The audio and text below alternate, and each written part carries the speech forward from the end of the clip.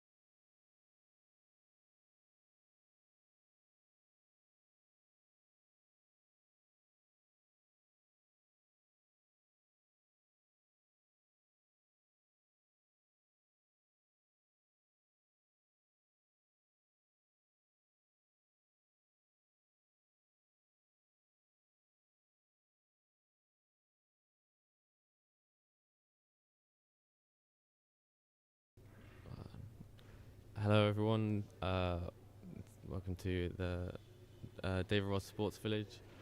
So this women's B grade final. I'm George Tansley. I'm joined by Oliver Can.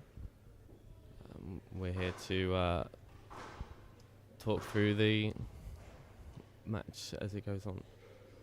Got a home player from Nottingham, Chloe Cheng versus Watanabe from the University of Roehampton Roehampton.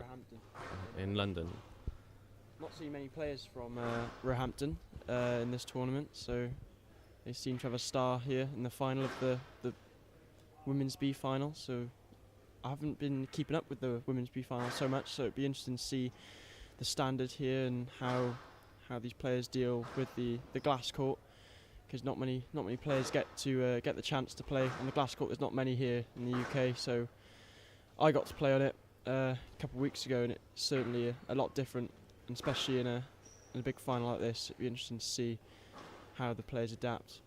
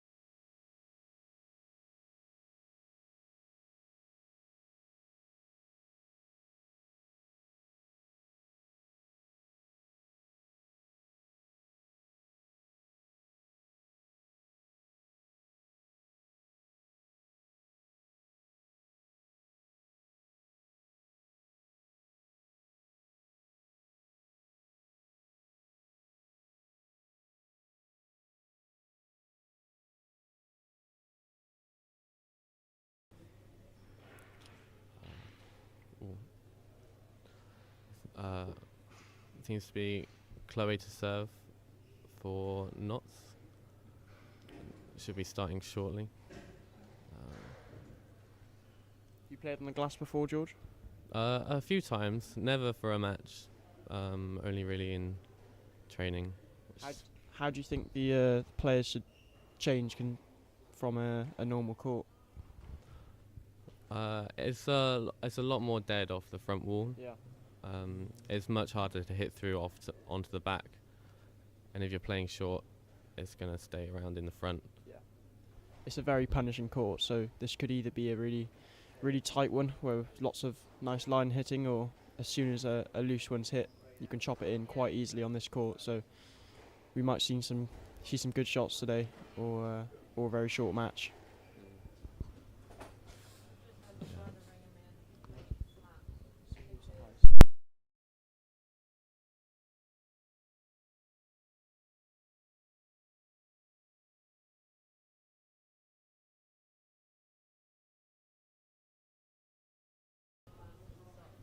We don't have a traditional 1 seed and 2 seed final here. Watanabe is the number 3 seed, while Chloe Cheng is the number 9 seed, I believe.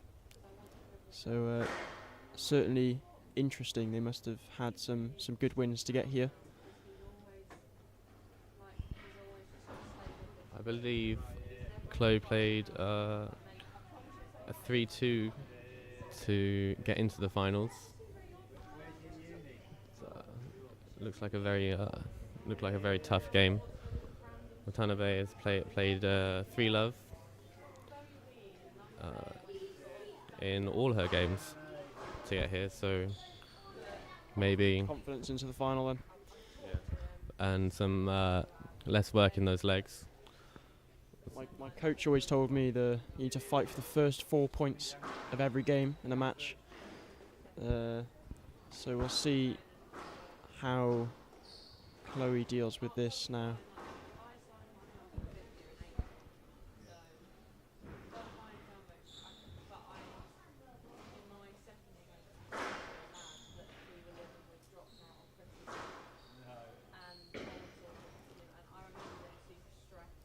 Oh.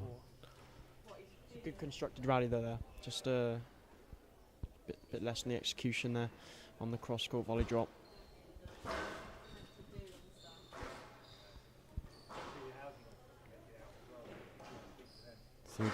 Some good length from both players, getting it off the back.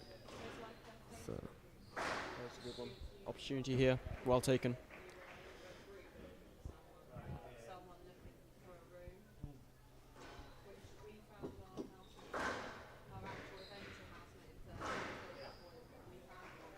Well, first point on the board for Chloe. 1-3. Oh, that's what we like to see. A nick serve. Sometimes players go for that on purpose, but I've rarely seen it pulled off. I don't know whether that was on purpose.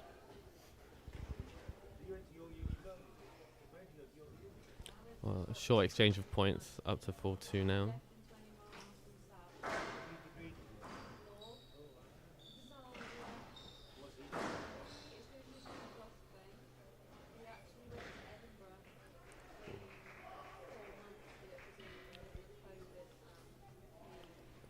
Watanabe seems to be having more control of the tee here in this first half of the first game, but players at this point in the match are still trying to find their rhythm.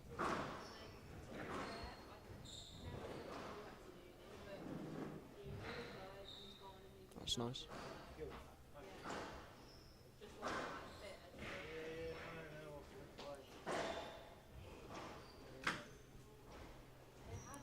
And that's a great rally. That's a really good rally.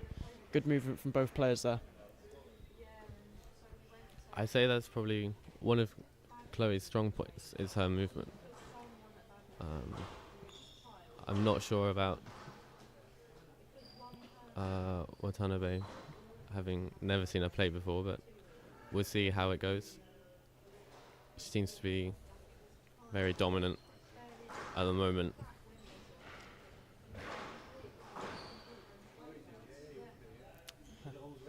It's unlucky, unforced error, but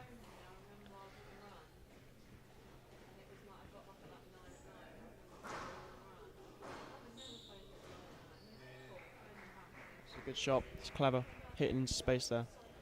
It's very important on this court. If you hit into space, it's very hard to recover from the opponent. As we said, it's quite dead when you play the right shot selection.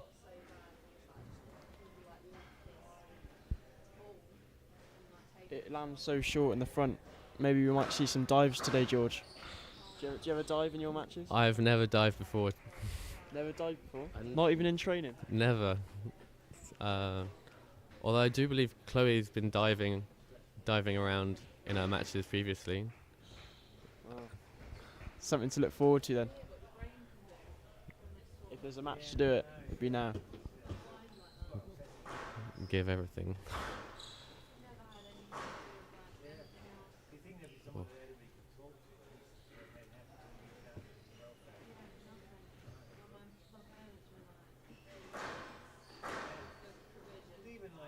Oh, that's unlucky. Right in the middle there. Good serve. Poor return in the tin. First game ball for Watanabe.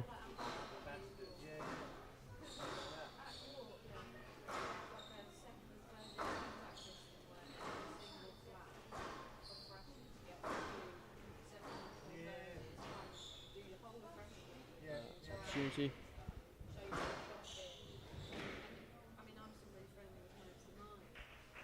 Well played. First game to Watanabe there. A strong performance. Can't fault that at the minute. If I'd say to Chloe, if I went down and give her some advice, it would just be keep your lines nice and straight. There's a few times there where there's opportunities in the middle of the court there where Watanabe has too many options, and you can't cover every option, especially on this glass court. So she needs to be careful, maybe using height a bit more, some of her lengths maybe coming off the back wall a bit. But yeah, as I say, it's the first game, so see how things roll out. Do you have any predictions based off of this? Ooh, Watanabe does look strong. I'm predicting. Oh, it's not fair when it's already 1-0 though, is it? To predict then. But I'm gonna predict Watanabe to win, but I'm gonna say 3-2. I think it's gonna go all the way. I think Chloe has more in her. What about you? I think I agree. I think you agree. I think it can be very close, but just only basing it off the first game, I think Watanabe has a much better chance of winning. But we'll see.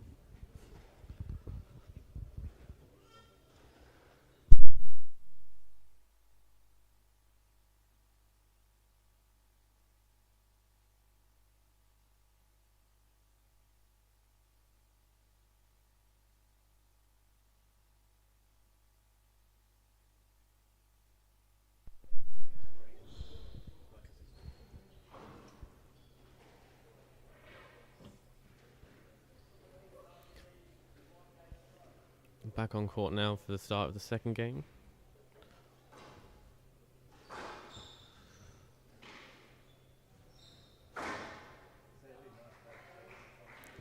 Lovely line by Chloe.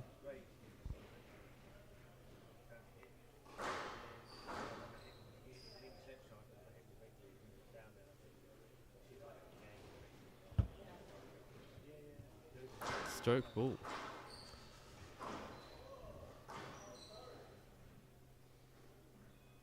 Ooh, it was close. I thought that landed in. Yeah. It seems it was.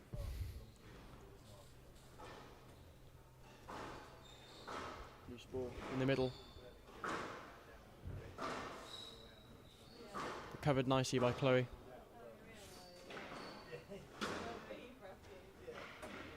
Ledge centre post. Didn't pay off. That's never taught by the coaches.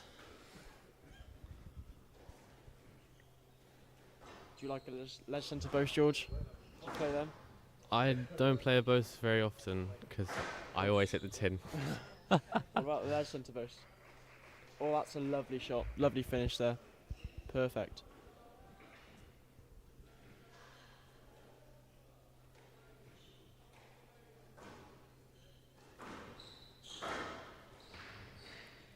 Oh.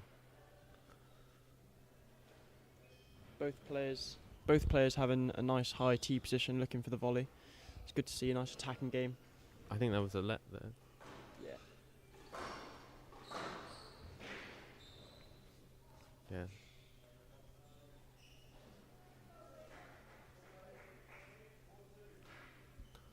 Another stroke.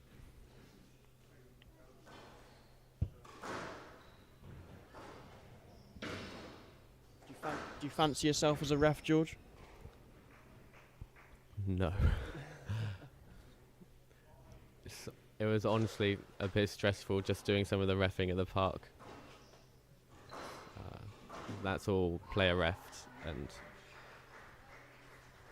giving decisions is not my strong point. Yeah. A nice clean game, easy to mark, but strokes and lets are... I think bad refs make this game exciting. I like when a ref gives a shocking decision.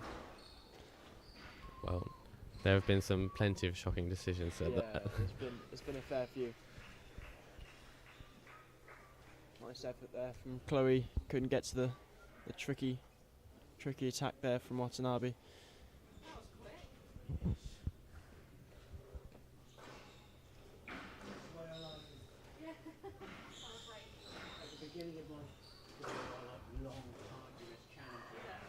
Shot. Great shot. That was a nice boast.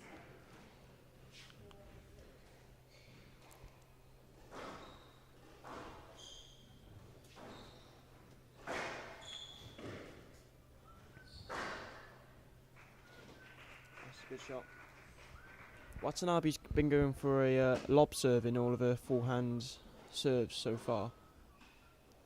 It's been very effective. These lights, if you've ever played on the glass court, that's especially being filmed, the lights above their head right now are very bright, and with a white ball, it is quite hard to see. So as well as being a good shot, it's also quite tactically valid. The lob serve, it's very hard to see where the ball actually is on the racket if you're not used to the court. Ooh, what do you think there? I think they may play a let. Simple let. Yeah. Just a let ball there, Yeah. I think. On here. It's a Oh, stroke. I think it's been a stroke. Stroke, wow.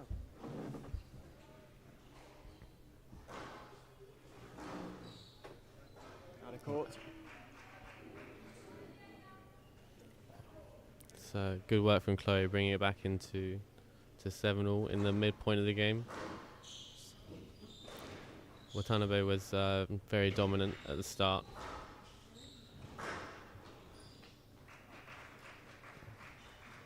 Bit fortunate there from Watanabe, catching the sidewall, but she was in a winning shot position anyway there, so I think that rally was hers.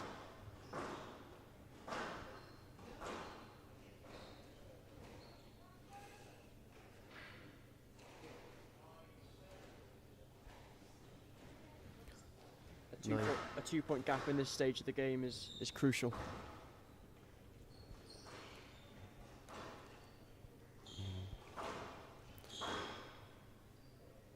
Ooh, no let from me there. I think it has been given It's a bit as a no let, I think.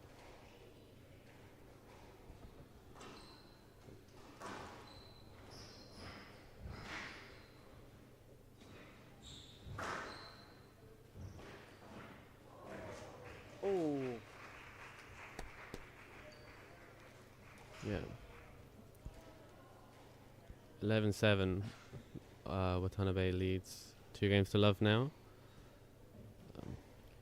well, Thoughts? as George mentioned, Watanabe hasn't dropped a single game this whole tournament, so let's see if Chloe has an answer to this controlled match so far by Watanabe. She's hitting good lines, she's taking opportunities where needed, she's not taking many risks, is she? She's just playing simple squash, which sometimes is the hardest to do, especially in big matches like this. But in Chloe's corner we have Amina, our number 1, so hopefully she's giving us some good advice now. Going into a match 2-0 down can be quite daunting, but it'd be interesting to see Chloe's response.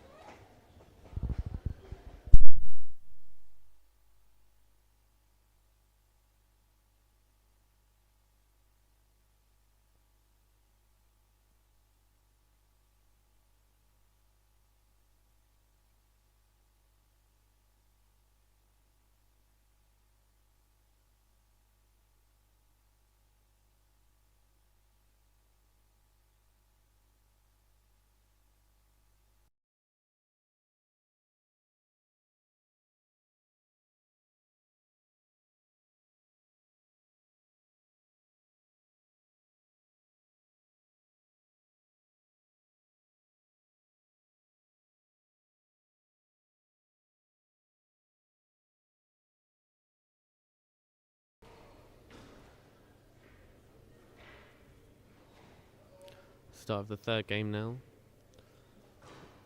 Watanabe has been very dominant throughout most of the game so far. Yeah.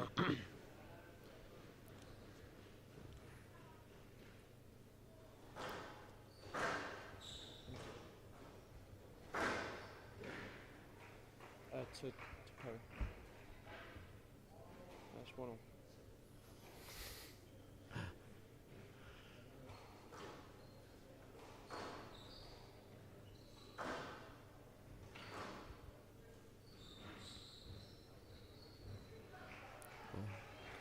That's a lovely drop, making use of all the corners and the dead court.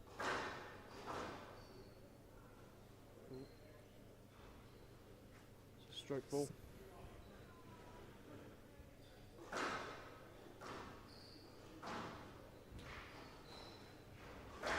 Ooh, she decides to play that. That's well played. A lot of players would have stopped there and taken 4-1 now. Leading by 3 points. A great start to the third game by Chloe. I think that would distract me, those 2 men at the front. Do you think? I think, at least at first, it's a bit like having lots of people around the back. Yeah. Do you like it when you have a full crowd watching you, or do you prefer just you and your opponent? It's nice when you have lots of supporters. Yeah. That's definitely true. 5-1. 5-1 now. Very dominant lead.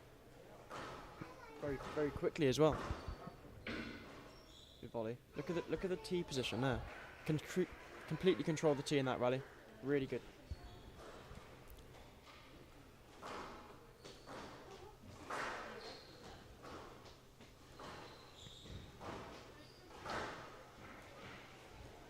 Ooh. Oh. 7-1. Huge lead down. Does Watanabe have an answer? Or will she give it a rest game, do you think? I think a rest game's in up for cause here. Could be the first game. Don't want to speak too soon, but could be the first game taken off Watanabe here. It looks like it might be.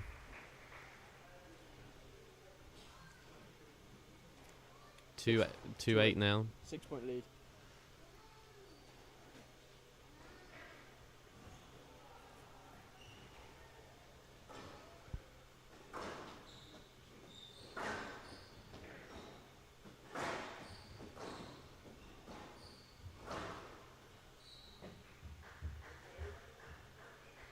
Another point on the door for Chloe.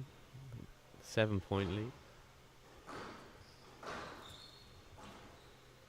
One of my worst losses was in the Welsh Open. I was 2-0 up, 9-2 up, exactly in the same position of Chloe, and I ended up losing that match 3-2. So 9-2 is a score I don't like to see really, but I do like to see it as well. It's quite strange. Whenever I'm 9-2 up, I just think, oh, I can't bottle this now, because that's probably the biggest bottle I've ever done. That's nice, really nice, good shot. I think I lost a match the other week. I was 9-3 up, and then lost the game 11-3. No, 11-9, sorry, and then lost the match 3-love. Oh my goodness! Just goes to show anything can happen. First game point for Chloe, 10-4, 6 game balls. I mean, when you've got 3 photographers at the front of the court, you have to do a dive at some point, surely. I'd be doing it for that drop.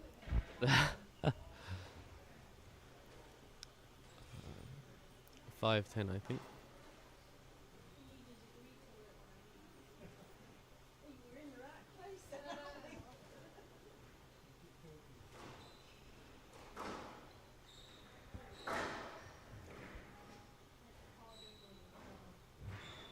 That's nice. It's a lovely drop into the front.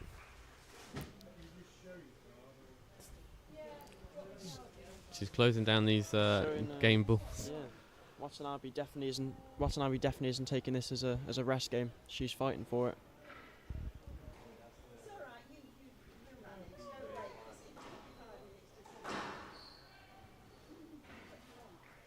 Oh, Touch of luck there. Touch of luck. Watanabe has lost her first game of the whole tournament. 11-6. She is human. More than a robot.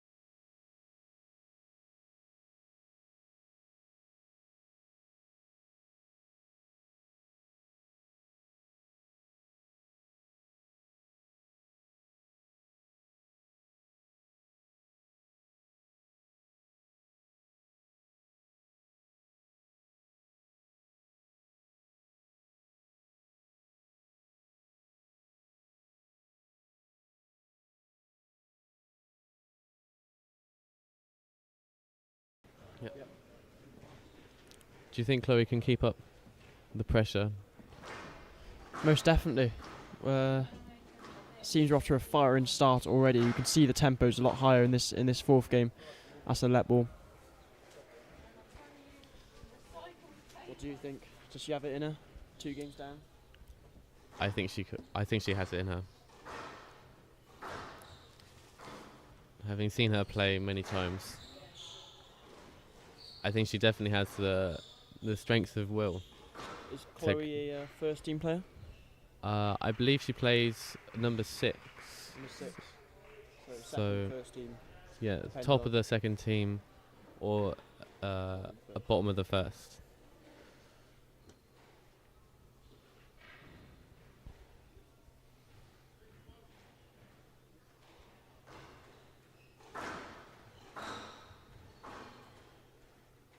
Or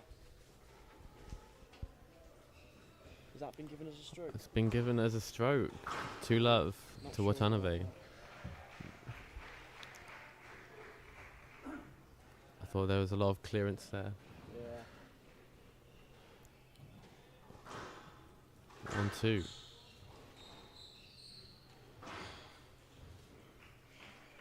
It's a lovely drop. When you get a decision against you, George, do you argue the case or do you just move on? I think I generally always just move on. I think a lot of the time I don't even ask when I should, which is pretty bad, but maybe one day I'll get there. When I was younger, I tried to argue almost every decision, tried to convince the ref, but I think I've never convinced the ref to change their mind. It's a pointless task. You're just getting more frustrated. I think when you get a decision that isn't quite right, it is best to just move on. But sometimes it is quite funny to try and argue with the ref, especially if you're tired.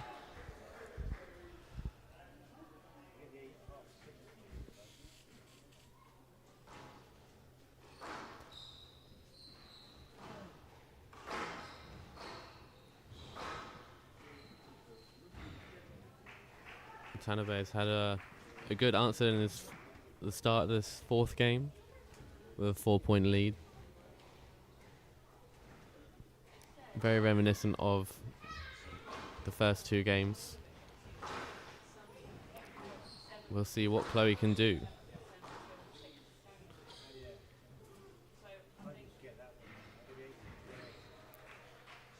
That's another lovely drop. 5-point lead now.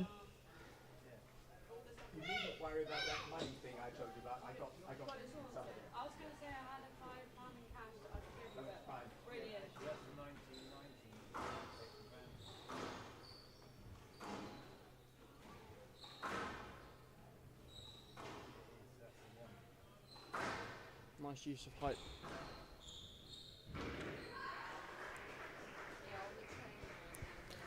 Lovely length. Maybe she'll close down the gap. Well, oh, She's done a few of those this match. Not sure whether it's nerves or... Yeah, I'm not sure. It's a shame.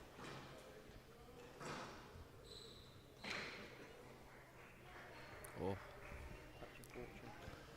Fortunate into the back wall nick. Oh, nice taxi. If you've realised our commentary is slightly biased, then it is. I've realised we're doing commentary, so we're supposed to be just commentate on both players, but we clearly want Chloe to win, so we're rooting for her. But I've got to say Watanabe is playing exceptionally at the minute, especially considering the pressure. She's taking it in short very confidently. It is good to see.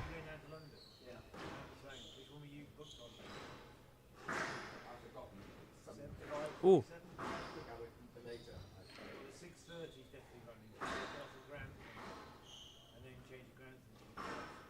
That's a great recovery by Watanabe. She was all over the court then. It's not over. What a rally. Wow.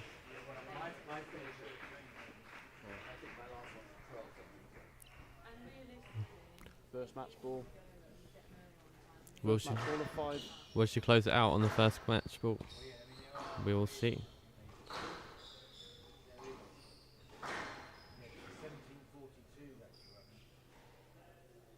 Oh, a let has been given. No, still 5 points. 5-point match. So you're 10-5 up, 2-1 up. Are you going for a blind and nick here, George? Any chance you get? Smash it in the nick. Good end into a final. Stroke ball. I don't think I would, because I just hit the 10. Oh, I'm definitely going for it. Massive celebration at the end. Do you reckon these girls are up for a massive Oh, there we are. There's the match.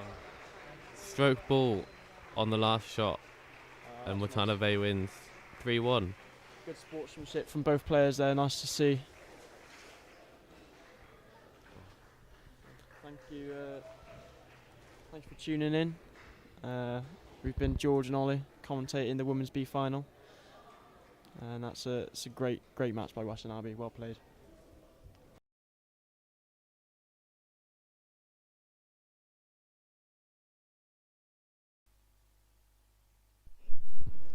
We're just going to take a quick break now before the next match comes on. 5 minutes, I think.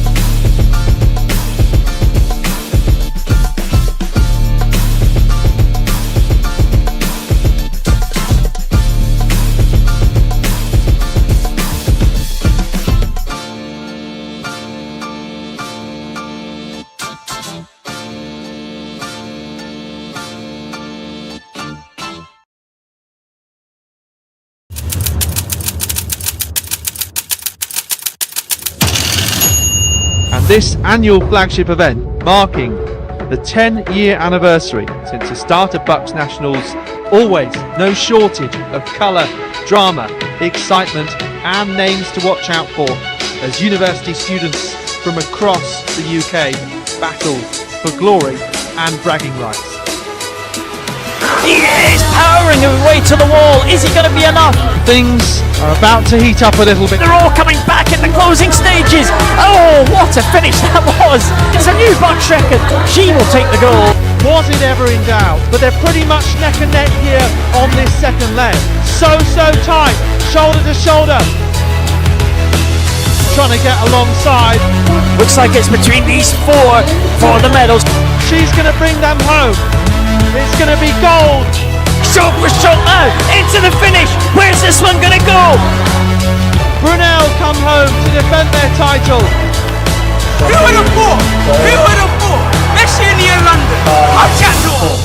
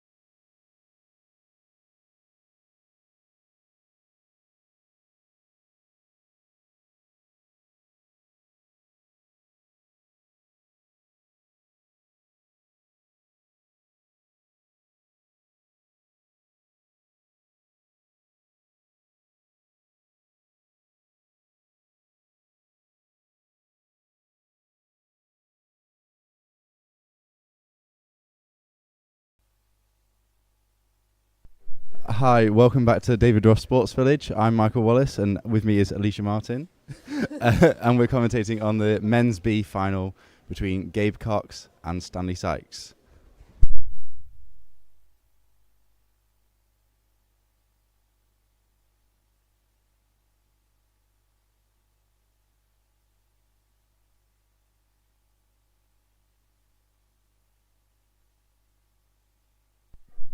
So we have Gabriel in the black top and Stanley in the green top.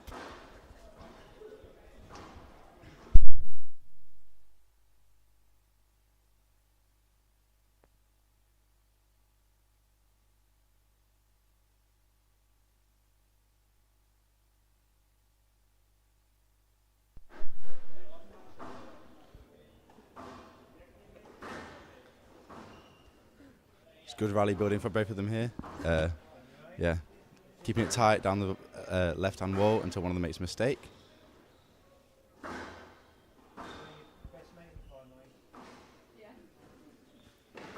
Very tight from both of them, showing the mark of a true squash player.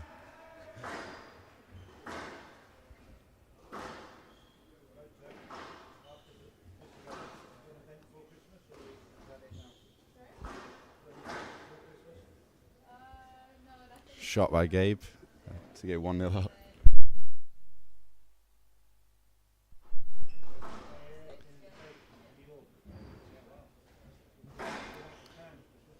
Going for an attacking shot early there by Stanley really set him up for a punishing by Gabe.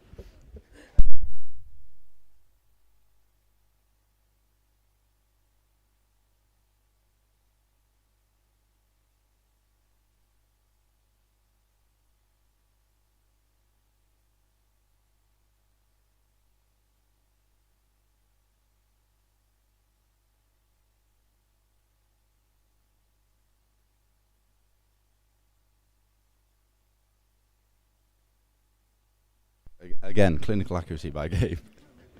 Lots of input here from my co-commentator, Ali.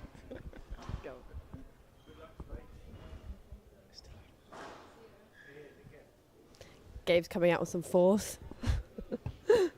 5-love up.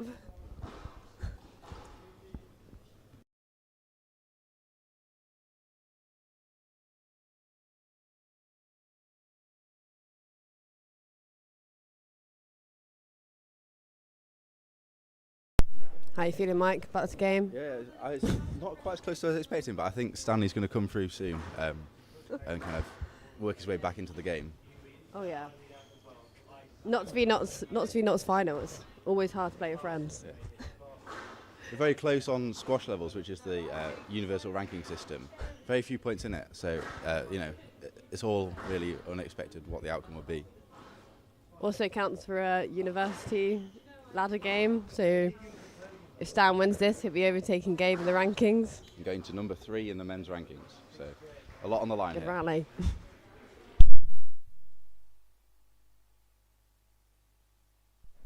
Stan's comeback time. That's one Stan.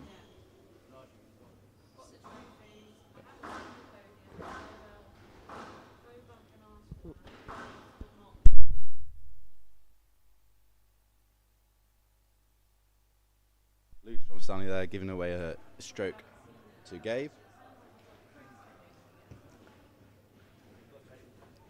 Stan's not quite looking comfortable in the rallies yet, so I think. So hopefully we'll get some longer rallies.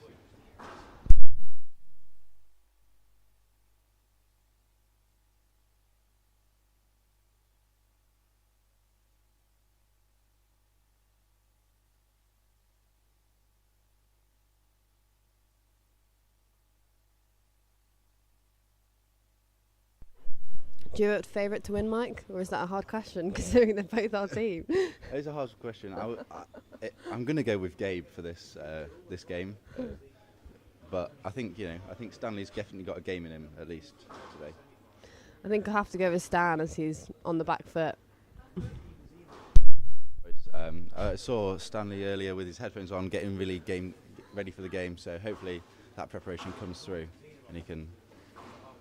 As he puts it really tight on the backhand there. good pressure from Stan. He seems to be working Gabe a bit more around the court now and kind of coming into the rallies. But Stan is he's a runner. He'll get it back all the time.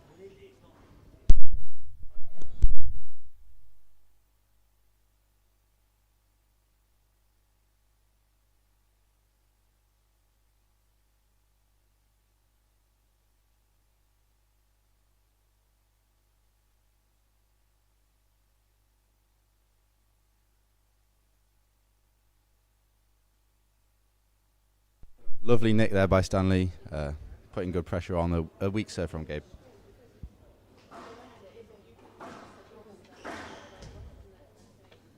Oh, again, good shot by Stan, putting pressure on a loose shot from Gabe.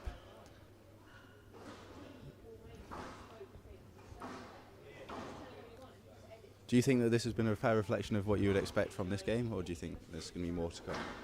I think Stan's got more in him. I hope Stan's got more to come. He definitely does. Oh, and that is game to Gabe. So yeah, good first in the men's B final.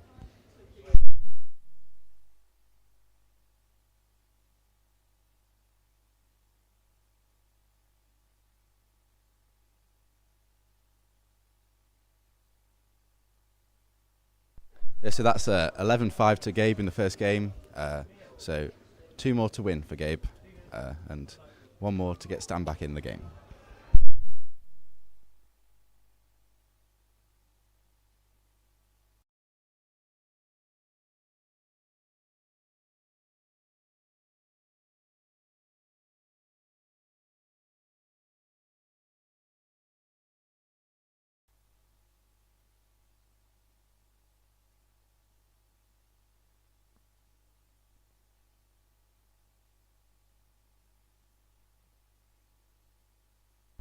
The players coming back on court, the cameraman's enjoying a coffee, everyone's happy, everyone's happy.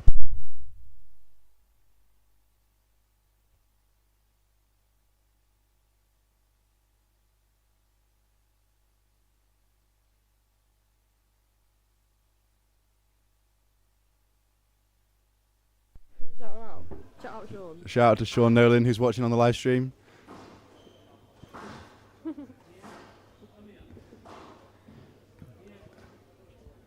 That's good shot by Stan there to put Gabe under pressure.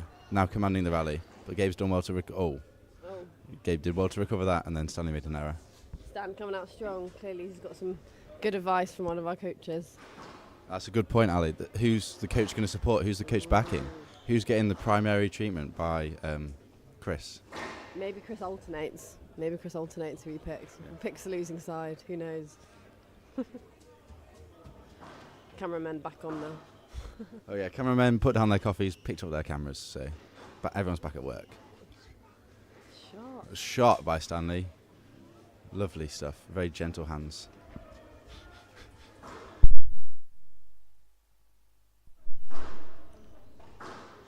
If you were playing these two, how would your game plan be? I think get a bit more fitter before I started playing either one of them.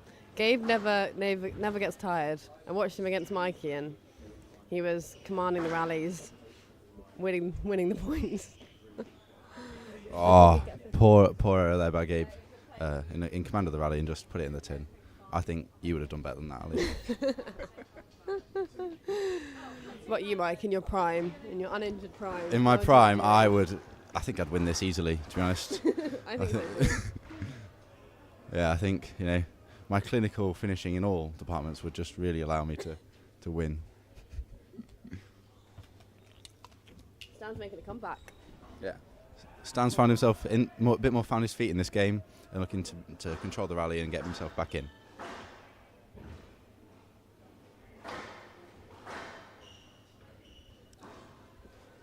Shout out to Sophie Marks as well, who's watching from London.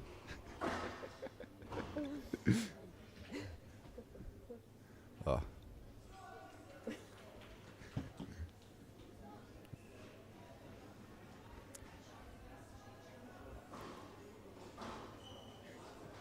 Clinical shot by Stan there. Really punishing that serve again. Gabe probably needs to tighten those up in the next game if he doesn't want to keep giving away easy points.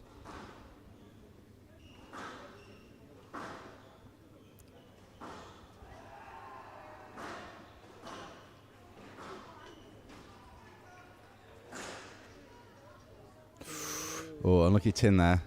Gabe just maybe needs to aim a little bit higher on the drop shots and the short shots just to make sure that he's not making any silly errors.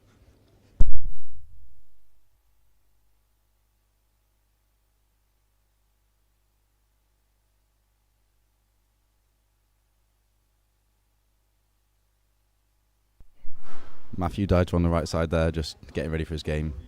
Has he got a game? He's not got a game. That's not Dyter.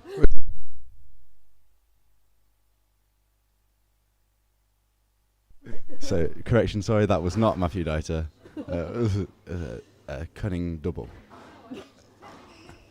Oh, lovely shot there by Stan. Not much going on, and then just really putting that away. Stan taking the lead, taking a clear lead.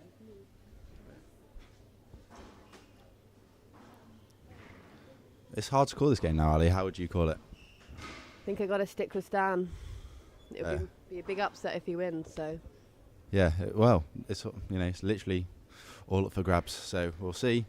I think Gabe, maybe the next game we can expect them both to have found their feet a bit more, and we'll understand maybe a bit more who's ahead in the rallies in that game.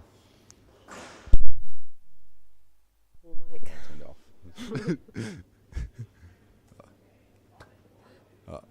Good throw there by George, getting ball back on court. Thank you, George.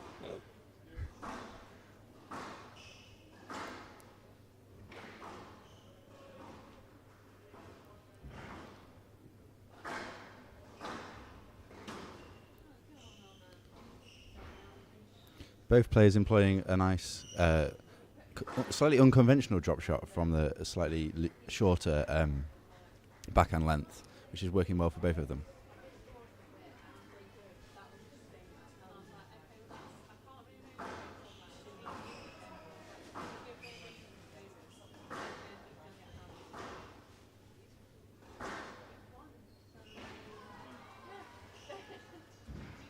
Lovely trickle post there by Stan. Well picked up by Gabe. Two of them are both very, very fit, very athletic. That's good honesty there from Stanley to keep the game integral.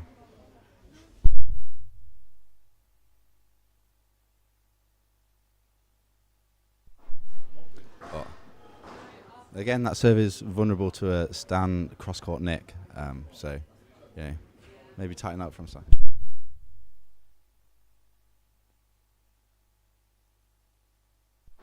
Is it off now? It's on. Yeah, a few errors creeping in from both players. It's probably a mark of the tiredness that they're both experiencing after 3 days of squash. And it's game ball to Stanley. Oh, good boast. Unlucky pick up there, but he did well to get a racket on it.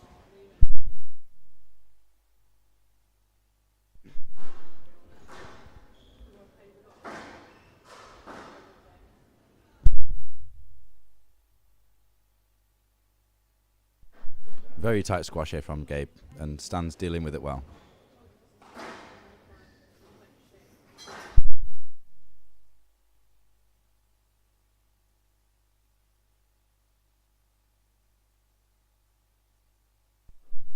Ooh, that was a close call there, but it's been called not up by the marker. Stanley may not be happy about that, but I think it's the right decision.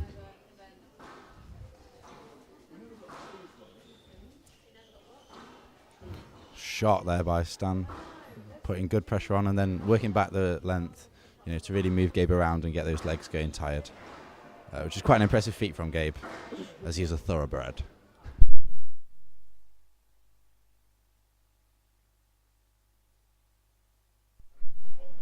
Oh, Gabe's found his way back into this game. Stan needing one more point to level up the match.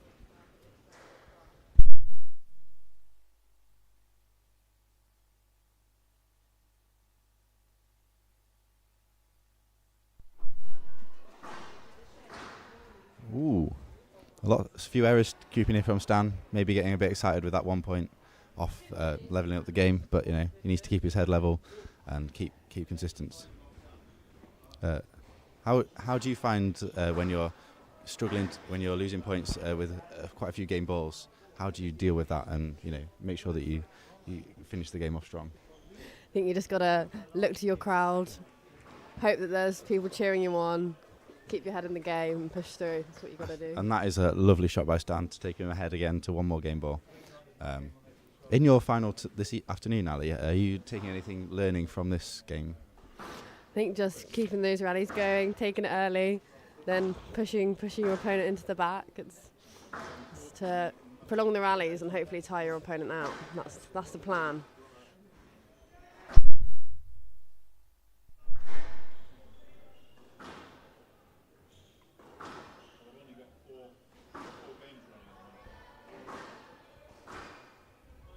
It's a very good squash being played here, ladies and gentlemen. I really hope you're enjoying it as much as we are. Oh, well played by Stan. Good win of that game. So the game is now tied at 1-1 between the two Notts players. A close game there, 12-10. Excited for the next game.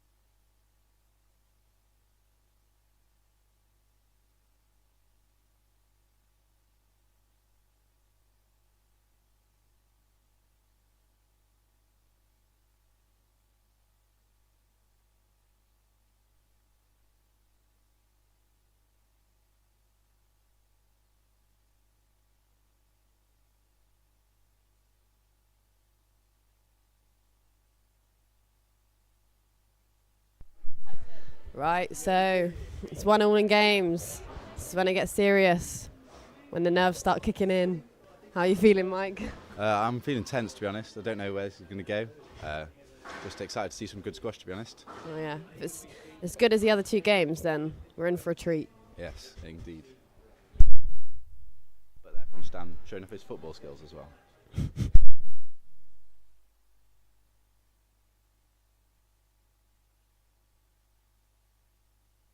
Just talk what's happening.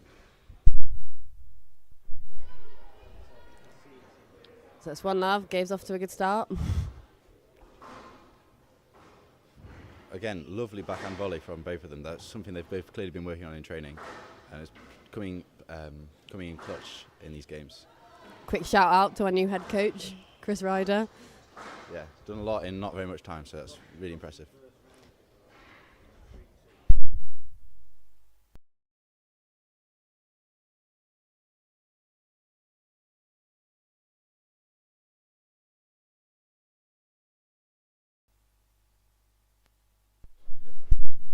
Known for their athleticism, so if it goes to 5, it's really anyone's guess. Maybe Gabe's fitness is slightly better than Stan's, but it's really tough to call. Stan had quite an intense semi-final, I think, taking it to 5, so who knows if that will be a drawback in this final now. And the grudge match between Gabe and his housemate Mikey yesterday might have taken it out of Gabe's leg, so it depends on how good their recovery was last night.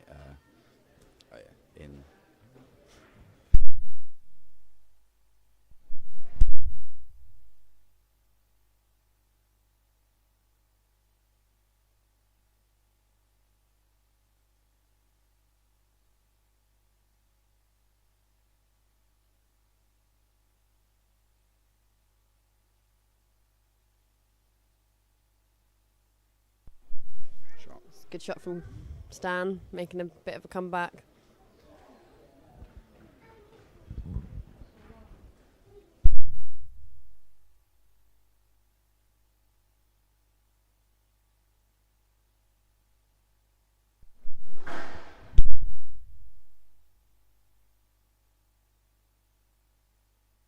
Gabe's really showing his experience, well, not experience, but lack thereof. Oh no. Sorry, I mean, What I meant to say was, as a fresher, Stan's showing his maturity, holding his head in this game against the more experienced and more second in Gabe's in his second BUCS individuals competition, whereas this is Stanley's first. Good rally down the left-hand wall here from both of them, building again. There was a few rallies where they were both trying to go for a lot of shots, and they're now as they're getting a bit more tired, they're trying to work the rallies a bit more and work each other, and get some easier points, or have to work less hard for the points, cutting out the errors, as I suggested earlier, to be honest. Speaking of number of BUCS individuals, how are you feeling, Mike? This is your last one that you'll be witnessing. It's definitely not the last one I'll be watching, that's for sure. But it's the last one. Well, I've not played in it, but I'm sure that E grade would not have been ready for me if I was playing.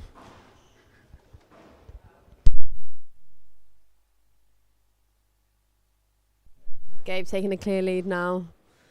Don't know if he's feeling more comfortable. The nerves have gone into the third game. Yeah, this game is really up and down. The games seem to be alternating between Gabe and Stan and as who's on top. Talking of last BUCS individuals games, Ali, your last ever BUCS individual game is a final. That's not a bad way to end. How do you feel about that? Yeah, feeling pretty nervous, but that's okay. Ready to just go out there, have some fun, and have everyone cheer me on. That's the plan. Yes, no, you did very well in your semi-final, coming back from 2-0 down, I believe. Oh, and Gabe's won that game. Sorry, we got distracted with some good commentary coming through to your ears.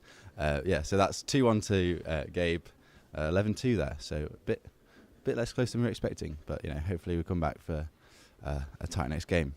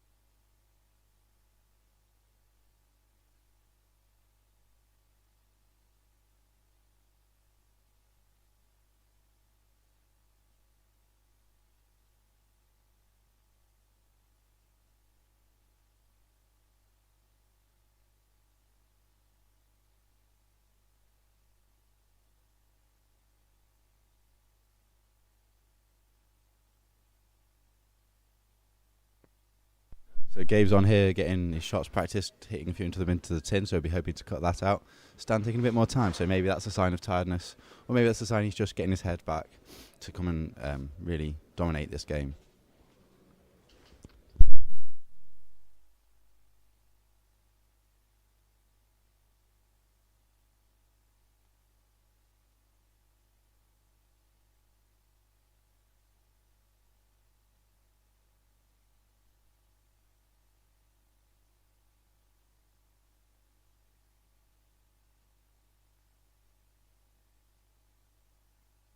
It surely won't.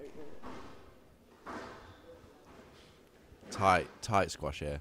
Both of them attacking the volley, trying to force an error, and that error's not come for either of them yet, but I'm sure it will very soon.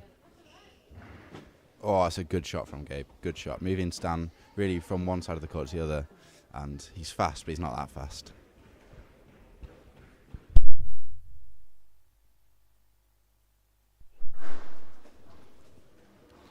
Oh, a bit loose there from Stan, but good idea. He's not lost in the rally, but it's maybe put him in a bit of a weak position as he gets pressured there by Gabe on the backhand drop.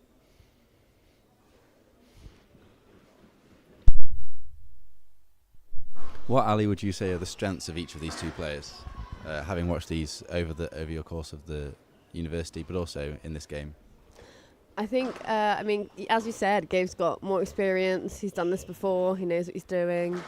He feels he's, a well-known member of this club. But I think, Stan, to come out here, get to the final in your first BUCS individuals, that is very impressive. So I just hope Stan, can pull through, get some more points, and maybe get another game. Yeah, that's a good point, Ali. It bodes well for the future of our squash club if the freshers are doing so well in their first year. Yeah, I believe we've had a few injuries as well, so to have 9 University of Nottingham players in the finals across the board is really a great showing from our society, and speaks to the quality of players and depth we have at the university.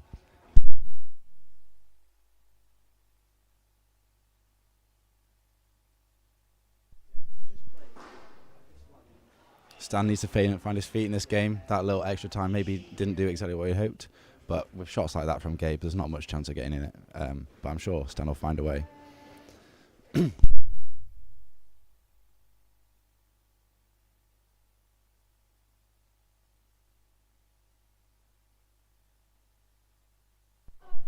Great work here by Stan at the front of the court, really moving Gabe around, but he's showing that athleticism there, just getting everything back, and he still looks as fresh as a daisy, to be honest, after 3 days of really hard squash. So, oh, that's unlucky there from Stan. Come on, Stan, get your head up. We want you to get this game.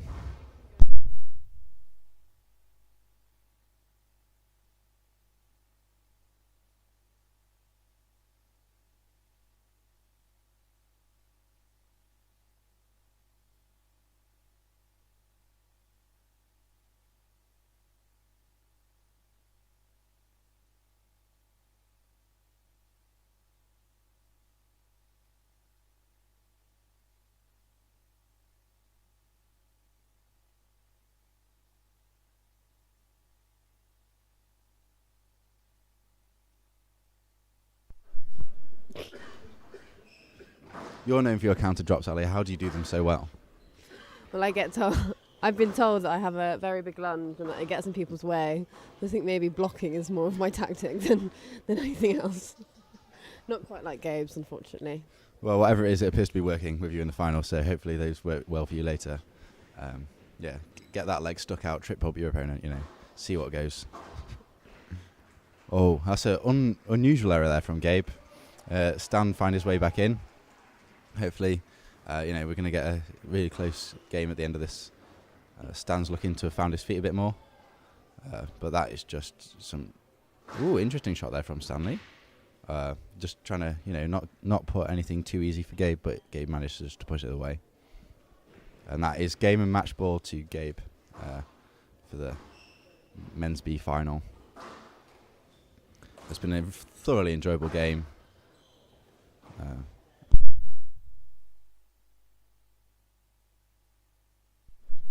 I think, Mike, if you don't do well in engineering, then this could be your second job, commentating. That's very reassuring. I'll let the careers people know. Oh, that's a great game between the two of them, and great sportsmanship at the end. Yeah. And 2 knots people on the podium, so yeah, that's got to be happy. Yeah. It's a great show of display of respect there, and thank you for listening. I hope you enjoyed our amazing commentary.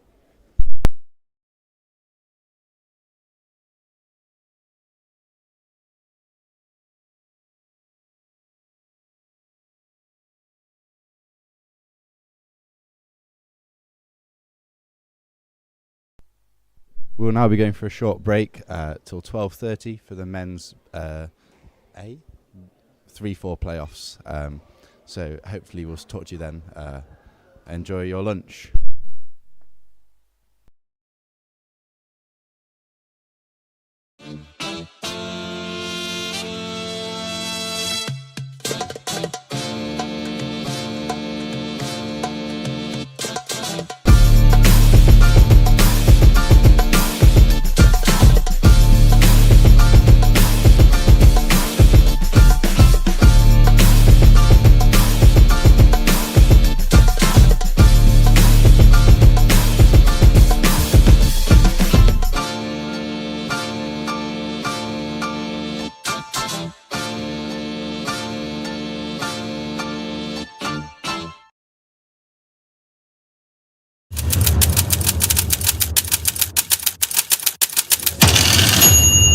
This annual flagship event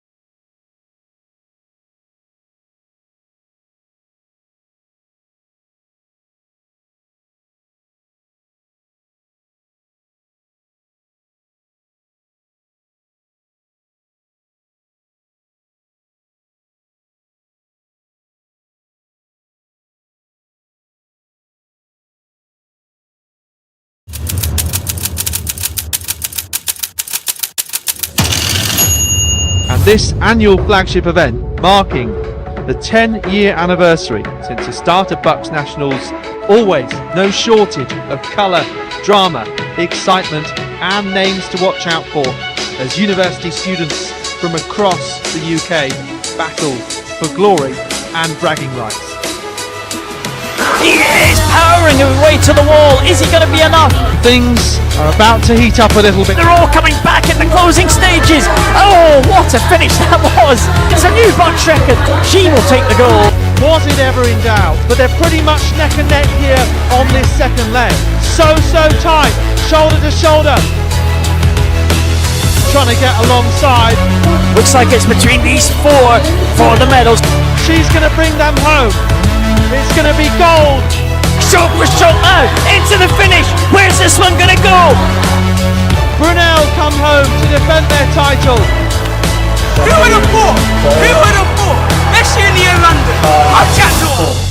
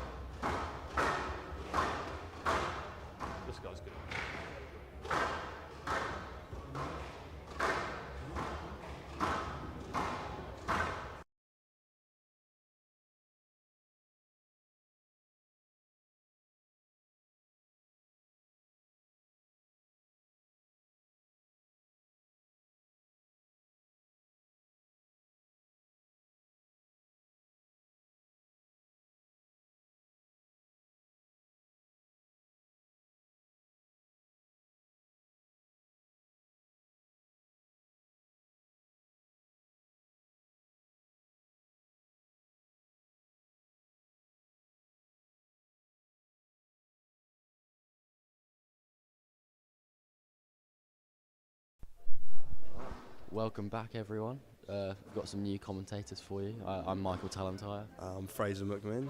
We're both squash players here at the University of Nottingham. Here we've got the men's A 3-4 playoff players warming up. Looking pretty fresh off the back of the night out last night.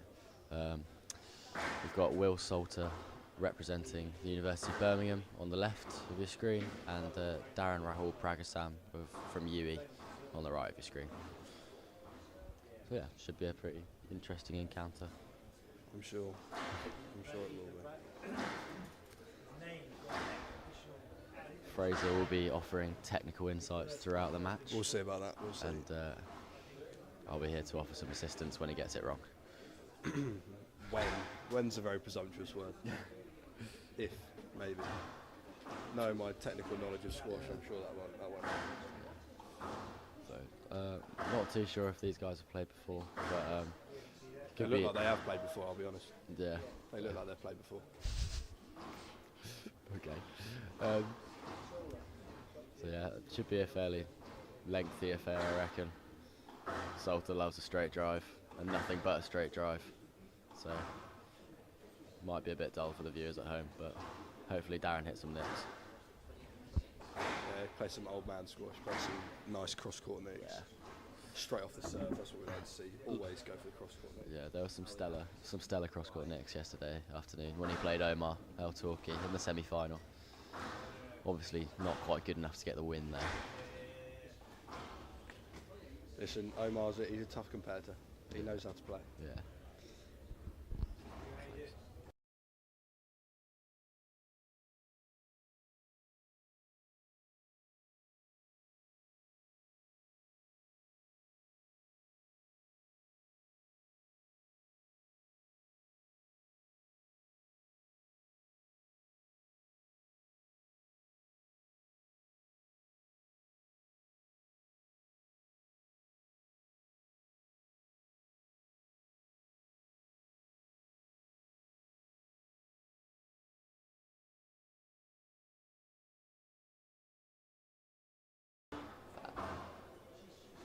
So Will lost 3-love to Mustafa El Serti, the 1 seed yesterday afternoon.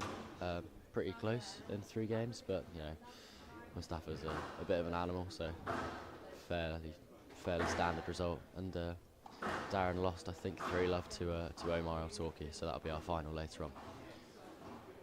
2 o'clock for anyone interested in tuning in for that. 2:30, but yeah. 2. Oh, 2. Maybe I'm wrong.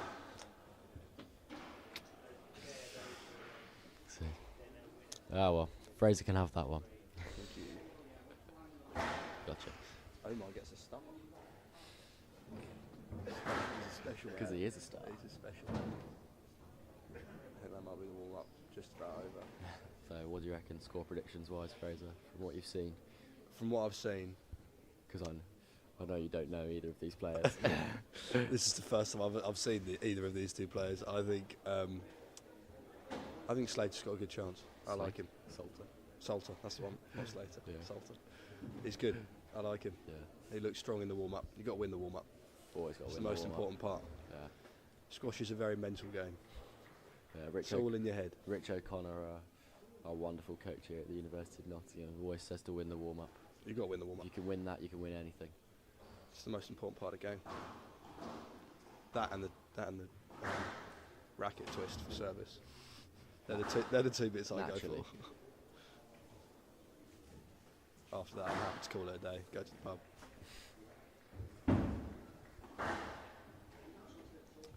Alright, I think we're ready to get going now. So, Will's going to kick us off.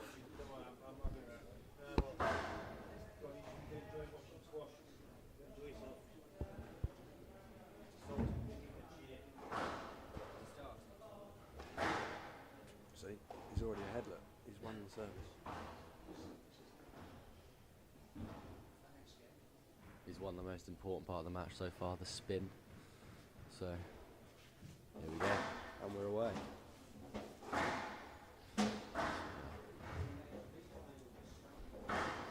So, a little bit of a messy rally to get us kicked off there. with a stroke to Darren. Yeah, Salter will be looking to take some control, but not quite managed to do that yet. He needs to just relax and get into the game.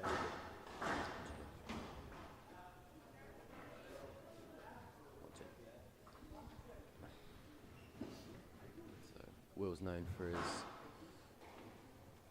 relentless straight line hitting. I can tell you, as a result of my match with him at the last BUCS weekend, came off feeling like I'd been hit by a bus.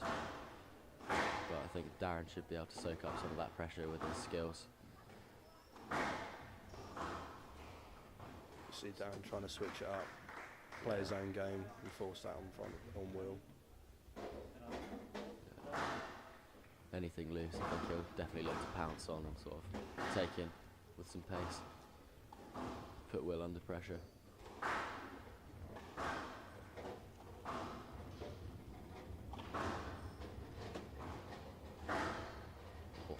Bit of deception there from Salter. You don't see that very often.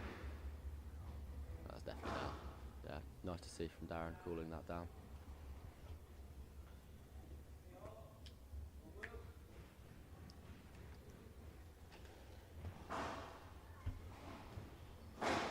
See, that's what you like to see. Go for the cross court nick from the service. And then get punished when it doesn't well.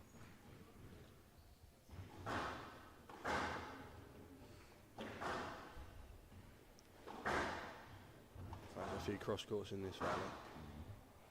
And that is loose there from Darren, There giving away a stroke. Centre of the court.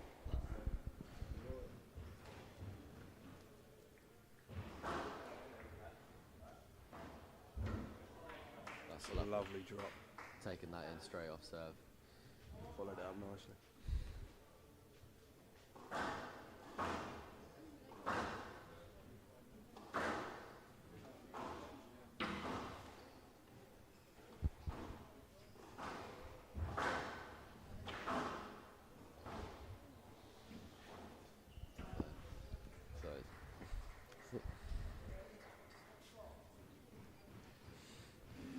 Both these players are on the PSA tour. Darren plays for Malaysia, and I think he played recently at the Asian Games. And Will's been competing in perhaps some lower level PSAs, winning some satellites, and picking up some points as he works his way up the rankings. And it's showing at the minute. 8-4 up in this one.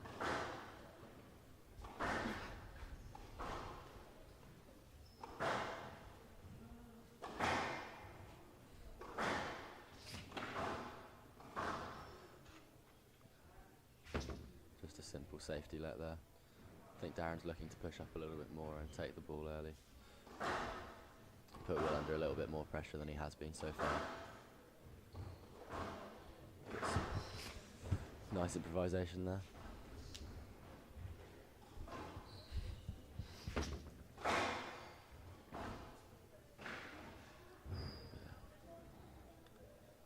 That'll be a stroke to Will. He's really looking to sort of bore Darren out of this one, I think. He's doing well, imposing his own type of game on Rahul. Taking it nice and early and sort of putting him under as much pressure as he possibly can. Speeding the game up, taking away his time.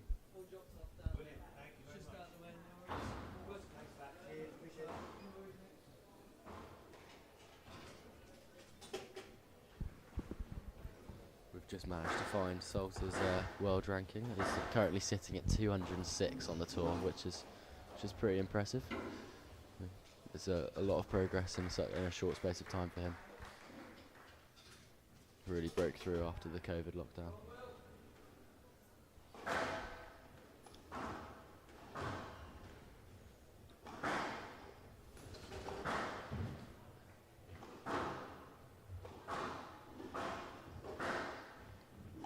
I'd just say so far that Rahul's been a little bit loose maybe on his cross courts.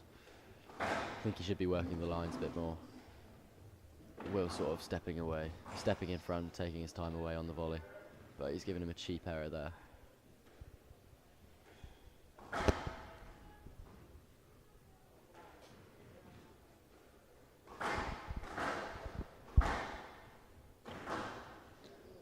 Ooh, sent him completely the wrong way there.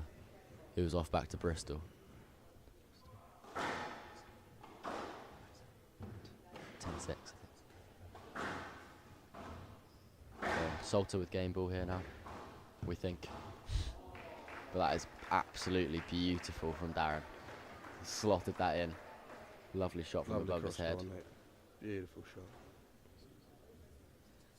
shot. 7-10. Darren's sitting currently about 130 in the world, which is definitely a tidy world ranking. I wouldn't mind that.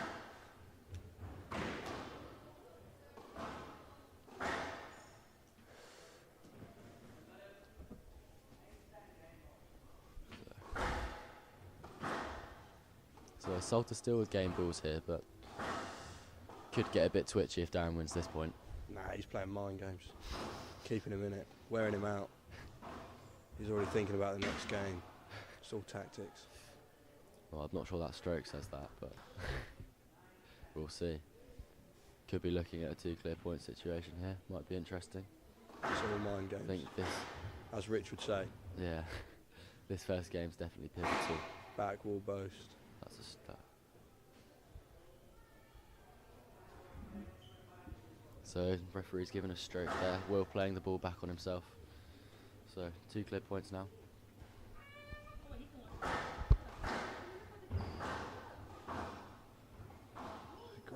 Great comeback from Darren. Gets spin to this game. Yeah, especially against a player like Will. He's so relentless. Doesn't give away points easily.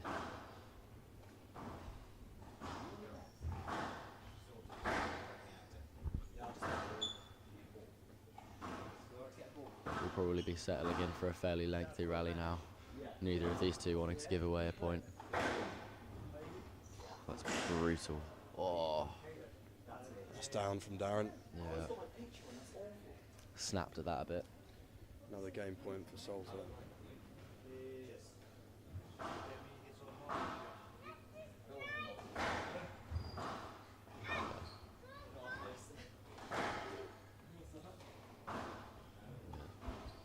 He'll really want to take this first game here, put some pressure on Darren, force him to come back.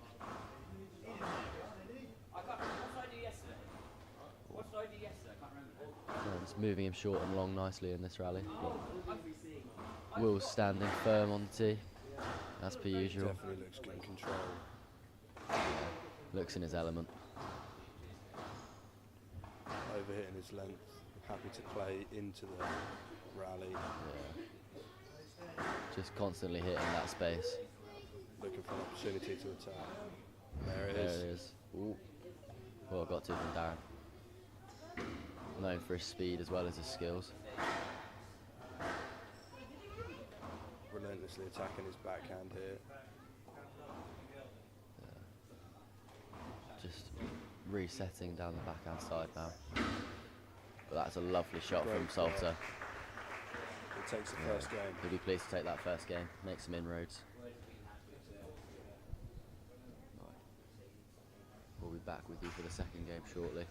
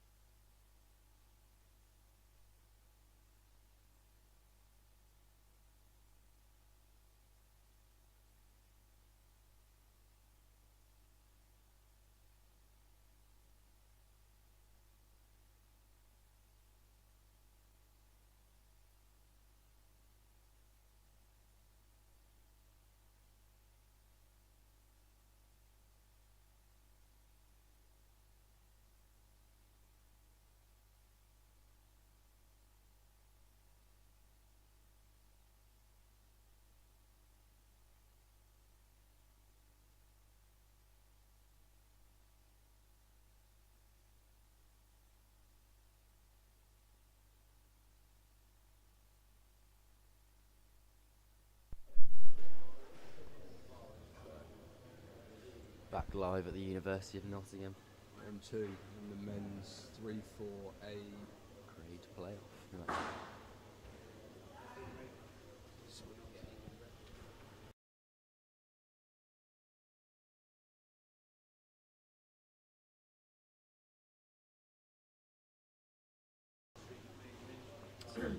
Salter slightly overstepping the mark there, taking a couple of extra seconds for himself. It's all mind games. It's all mind games. He's one up now. He's looking to really take the game to Rahul. Yeah, he's brought his trademark towel on court now. He's gonna eke out a few more seconds after the 10th point. You can see the University of Nottingham own Stanley Sykes on the left-hand side, absolutely devouring a sandwich. Post-game munch. Yeah, it's got to be done. Put a big shift in the men's B grade final. Just wasn't enough. Yeah, it wasn't quite enough, losing out 3-1 to Gabriel Cox. My housemate also beat me in the semi-final. Listen, the game's the game. It might cause a conflictious environment at home, but it's got to be done. It's alright, it was all fun and games last night. It's a long rally going on here. That's a lovely the drop first shot from point. Will. He's put that in. He's run it into the sidewall. It's always getting closer. So hard to pick those balls up. Yeah, it's not a bad shot. Not bad. I do that regularly. What do you reckon? Yeah, I think you've got a better shot. You've got a better straight drop than that there, Grace, haven't you? The reason I didn't enter is because these boys have been playing for a very long time and I don't want to upset them. Yeah, you just didn't want to cause too many upsets. Yeah. Listen, it means a lot to these boys and I wouldn't want to take it away from them. Yeah. Another absolutely brutal straight drop there from Will. It feels like that's all he's been hitting for his winners, but it's working for him as yet. He does love a line. Yeah, absolutely. On the squash court, can I confirm?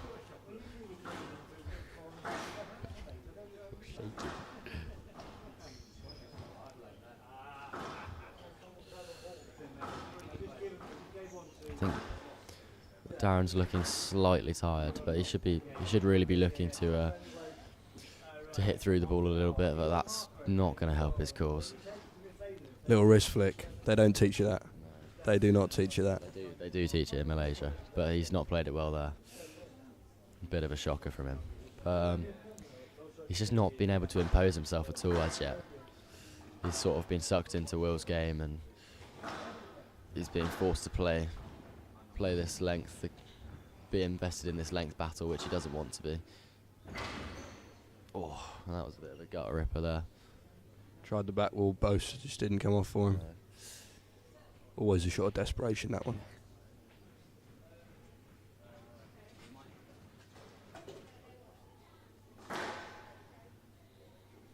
Oh, it's not a sandwich, Stan Scott. He's got himself some pasta. What do you reckon that is? If you had to guess on the left-hand side. Some sort of carb meal deal.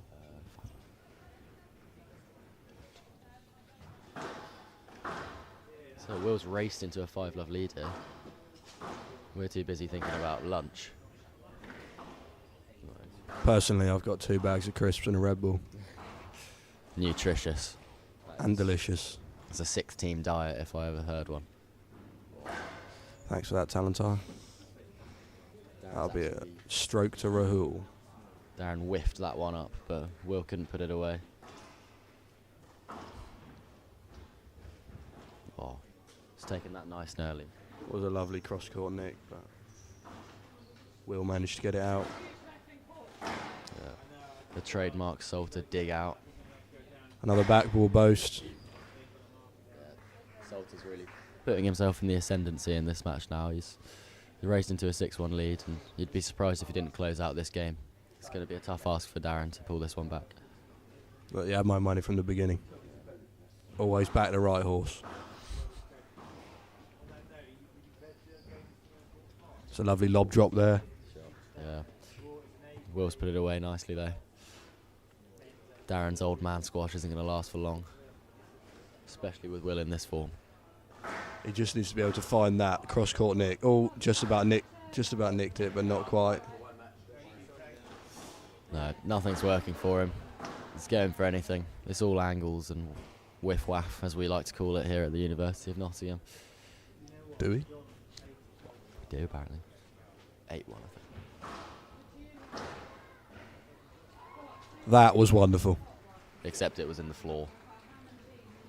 Mind games. Play the next one up, and Will won't see it coming. So yeah, Will's really asserted himself here. I think the Darren's night in prison might be showing here, but Will was tucked away nice and early in bed last night, and yeah, he's closed that game out 11-1. So you'd be surprised if he didn't close this out in 3 now, but we'll have to see. Short and sweet, that second game. Short and sweet. That's the way we like it on comms.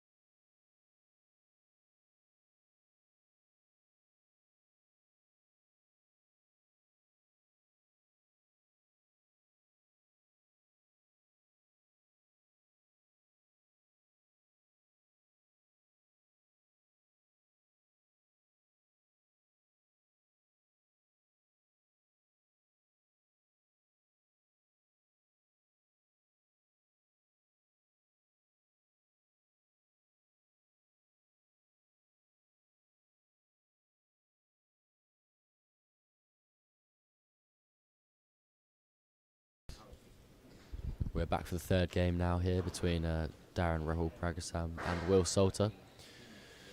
Salter has taken a pretty speedy and impressive 2-love lead here.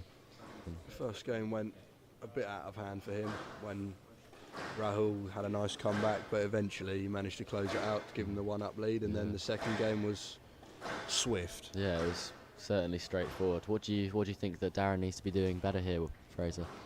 I think he needs to start enforcing his own game. I think he needs to just start playing what he wants to play instead of playing Salter's squash, which is what he's doing currently. See, all of this line hitting, this is not what Rahul wants to be doing. This isn't the way Darren tends to play. He's a bit more frenetic, in a good way. Frenetic? But yeah. You've got a wide vocabulary, Fraser. That's a hell of a word, if it is a word. It's a word. Oh, well, it's definitely a word. It's a hell of a word.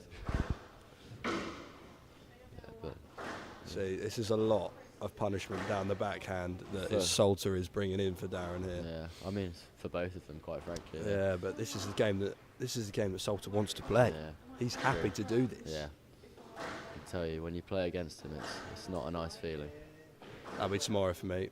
On court with Salter, I reckon. Yeah, bit of early morning training for Fraser. Yeah, well, for Salter mostly. Yeah, so he won't teach me much, but I've got a thing or two I can show him. You've got plenty. Yeah, plenty for him to learn. So we've got a couple of great finals coming up after this. 1:10, we've got Satomi Watanabe and Rana Ismail, both from the University of Roehampton, playing in the women's A grade. Really impressive weekend for them. Going through pretty much in straight games all their matches, fairly comfortable.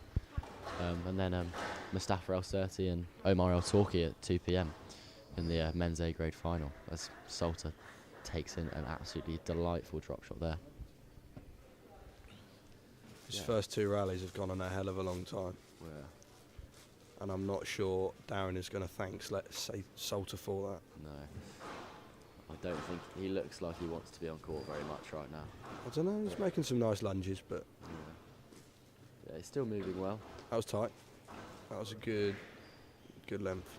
Yeah. Oh, see, that's what he wants to be playing. Yeah. A bit more deception. Oh, Salter's taking a tumble and if there. all else fails, kick him in the shin. Referee choosing to play a fairly bland safety let there. Listen, it was a good move from Darren. Yeah. You've got to try and get in his head. When you're 2 games to love down, give him a bit, and 2 points to love down in the third, you've got to give him a bit of something. Kick him in the shin, or show him you're there. Hit him in the thigh with the ball. You've got to do something to get back in the game. Or you could just hit an absolutely beautiful straight kill, as demonstrated there. That works no, too. That was all mental games. That was 1-2. That was a tad loose there. He's pulled himself back there. You have to say his defensive work's brilliant, but who are we talking about here? Darren. But there's only so long you can go on for. It does feel like he's on the back foot. That should have been a nice kill, and it came off the sidewall.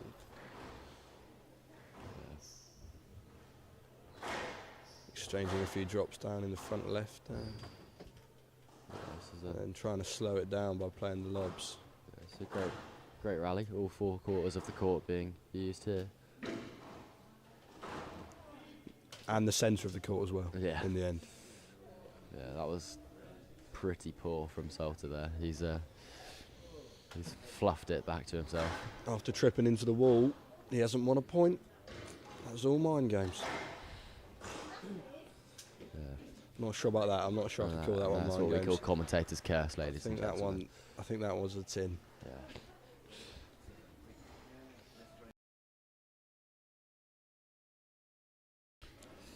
Kind of for quite some time this third game, which is what we like to see, because otherwise me and Talentar will be out of a job. Yeah.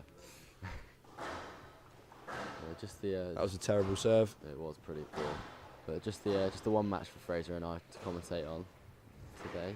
We were expecting 2, but the 3-4 playoff and the women's A grade didn't take place, unfortunately. Darren's tinning out again. He's clutching at straws. He's back to that, which is not a tactic that coaches tend to play. Yeah, when our new coach Chris Ryder has been coaching me this weekend, he tends to tell me not to hit it into the tin. Does he? Yeah.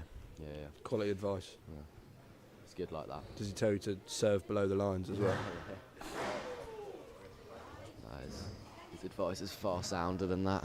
I think Salter's pulled him in a little bit there. He's playing and the referee has just given him a let there. I think he could have definitely gone through and played that ball, but might have been looking for a cheap point or 2. Well, he wouldn't have got 2, but he might have got 1. Yeah, just the 1. All of these straight lengths. They're not finding their targets very well. That was up. That's definitely not the right target. That is out of court from Rahul. It's 4 right, I believe, if we were playing golf. Yeah.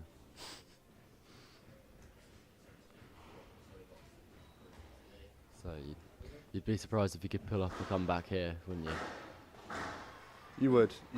You wouldn't expect it, but there has been greater. Stranger things have happened. They have. I made it to the courts by 11 o'clock. That was stranger than a comeback. Yeah, and that is a beautiful bit of deception there from Darren. He's sent Will packing to Birmingham. But will it be enough to get him back into this third game? That is yet to be seen. I think he needs to play for a few more safety lets. Not do that. The floor boast is not the shot to be playing in this situation. No, definitely not. I would not have gone for that myself.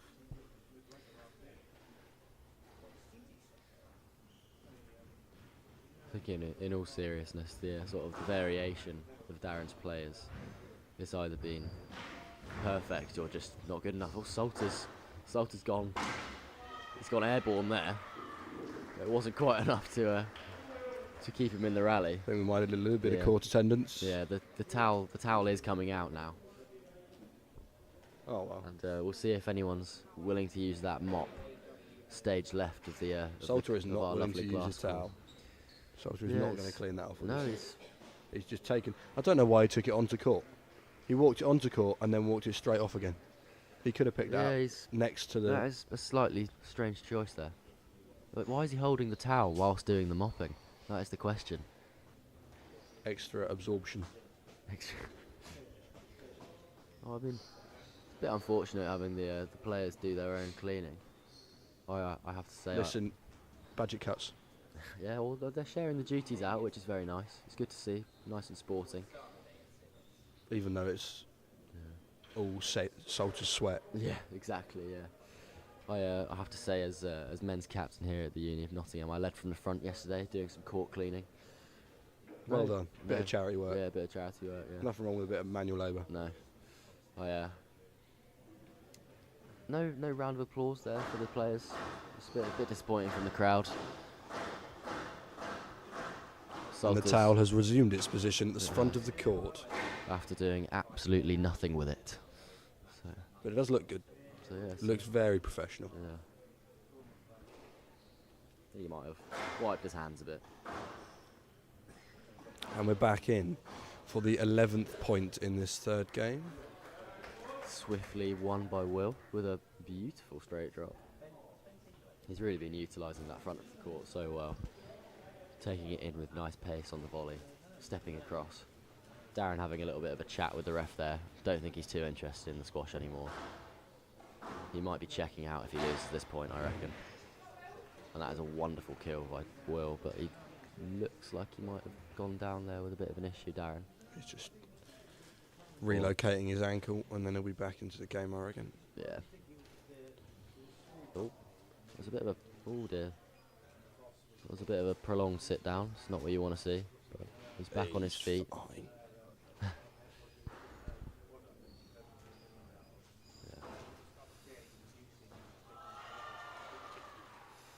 I think the policy is that he will live, and we go on. Yeah, just 3 points now, separating Salter from a victory here. Yeah, and some precious BUCS points for Birmingham. You hate to see it, but listen, someone's got to come second. Someone has got to come second. Or fourth in this case. Or fourth. Unfortunately. Unfortunately, there is actually no trophy for third place. So again, budget cuts. That was up 9-4. 9-4. 9-4. Yeah. It's a long rally there. Yeah. Here we go. Yeah, nice. Salter just 2 away now. A nice cut away that drop nicely, and could be same again here. No, Darren's back onto the ball. You can just about start to see Darren's head just going down now. A touch of head loss here. Yeah. Oh, he's just clipped him with the racket there. We'll see what the referee makes of that.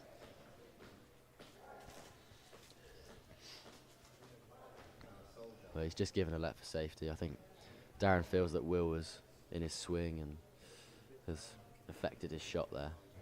Maybe it could have been a stroke, but I think he might be clutching a bit there. Yeah, I don't think he's going to get a stroke for that. At this point, it's probably not worth it.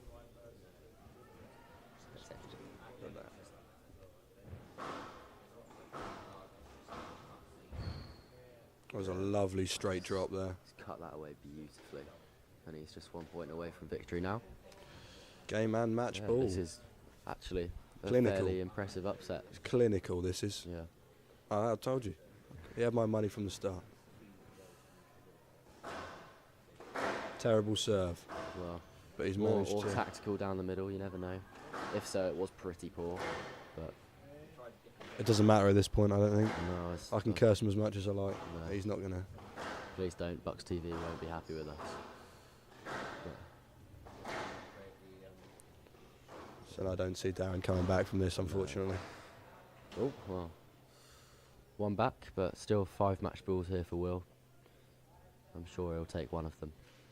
He does seem to love this court, actually. He had a big win at Big BUCS Wednesday here last year against the Darren's Malaysian compatriot, Amashan Chandaran. Darren's sent him with a beautiful bit of deception there. Perfect length as well. Yeah, he's trying to work his way back in, but he could do it. He could.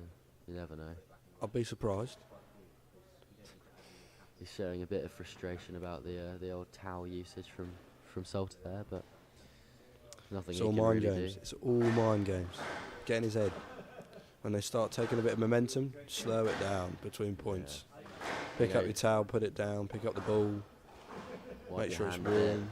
Yeah. He knows what he's doing as well. Every trick in the book.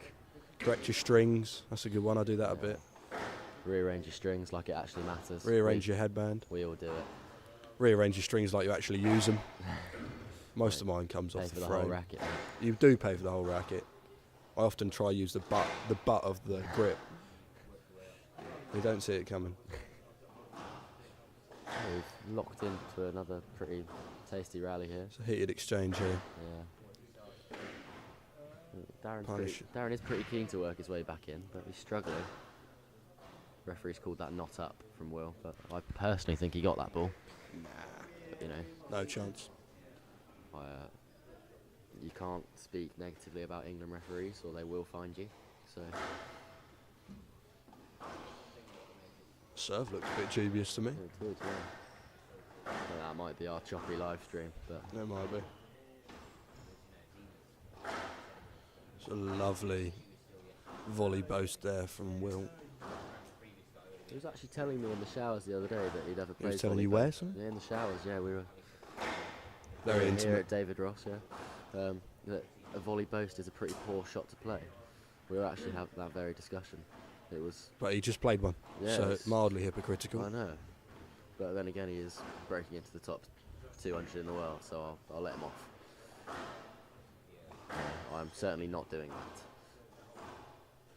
Well, I am, and I personally love the volley boast. Love a volley boast. Is I always shot play in the book. That and corkscrew. Yeah. They're the two I love to play most. Darren's really making Will work for this last point, but he's not been quite able to get over the finishing line just yet. I think he's relaxed. Yeah. He knows he's got 2-3 more match points. Well, Paul's definitely good there for Will. Darren not wanting to believe it, I don't think. Salter happy to slow it down and play a few longer shots, get back in the rally, and then look for a position to attack from. Yeah, he'll be looking to squeeze Darren out or push up on the volley. It's a fantastic rally between these two. Just moved him back to front there. That's not quite finding his length there. Wondering when this will end. It's a gruelling exchange, this one. I think this rally was longer than the second game. It's really good squash. There we go. Will's buzzing with his BUCS points there. He's 1 in 3. That's a great win for him. So I think the night out in prison just proved a bit too much. A bit too taxing. A bit too taxing for Darren. Not sure he's too bothered, to be honest. He'll be off home back to UE. And it's a long bus ride home. Yeah, we'll be returning to Birmingham and to his gruelling regiment of 3 training sessions a day tomorrow. Thank you very much for tuning in. Yeah, thanks for joining us, folks. Come back. It's a swift game, 3-love. 1:10 for the women's A grade final. Thanks, guys.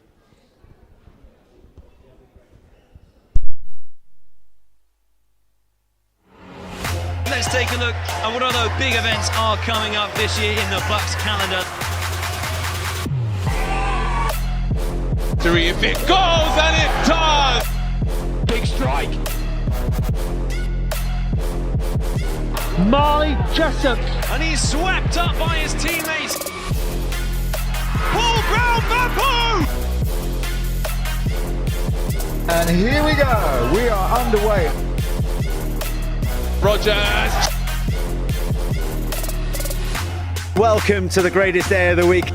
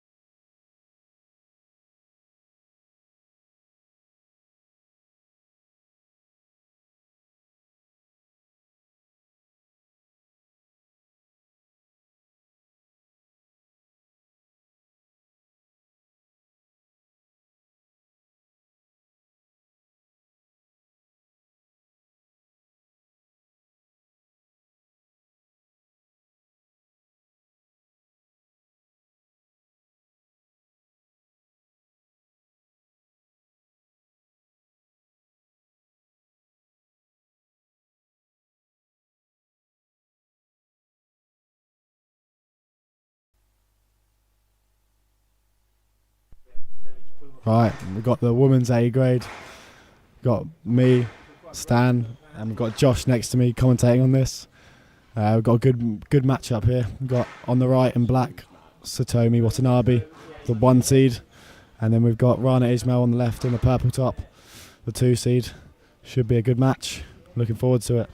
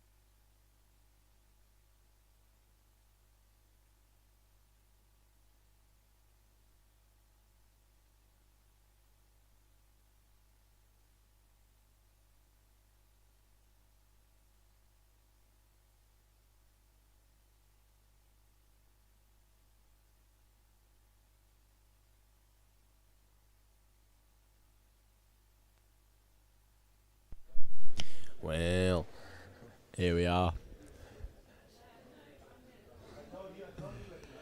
It's going to be a huge match.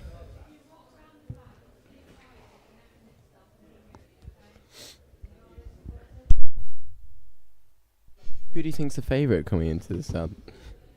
Well, I think my money's on Satomi Watanabe, 1 seed. Got a very good world ranking. So that's where my money would be, Josh. That's where my money would be. I will bet every pound I own, as they say. No, she's been on form. I think could be a chopping. But let's see. It could be a very good match.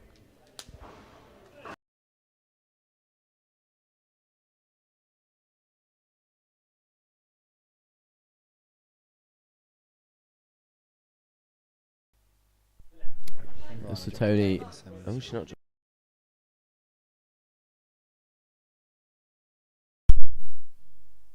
Okay.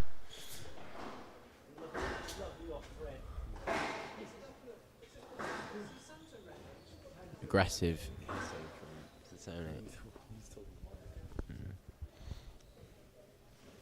Jittery. Mate, it's so jittery. That's fine. Shot.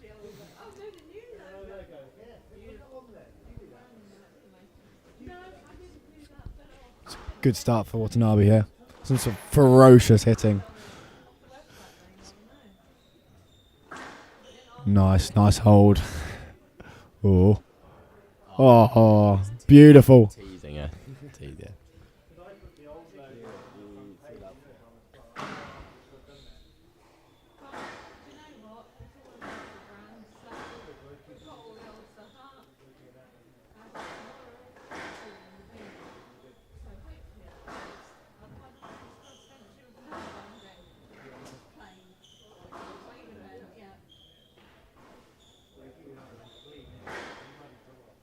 Oh, that's a great hold. I think she's been watching me with that one, mate. For love. It's brutal. That extra hold, just take it away. It takes all their movement away. Yeah, she definitely learned that one off you, Josh. She's been watching too much of you.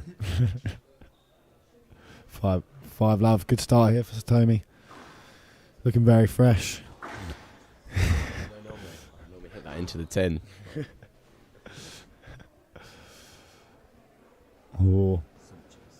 6 love. Bagel could be on the cards here.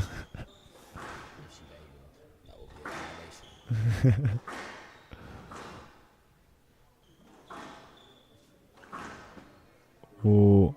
Oh, there we go. First point on the board. Get rid of those nerves. Slow start, but she's in it. 6-1.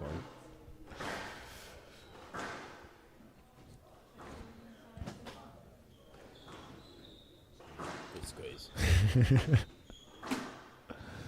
Oh, that's a beautiful line. We just faded that into wall. It was absolutely beautiful. I've never seen anything like it. Ooh, bit of a rash error there. No need to go in short there. Slight head loss.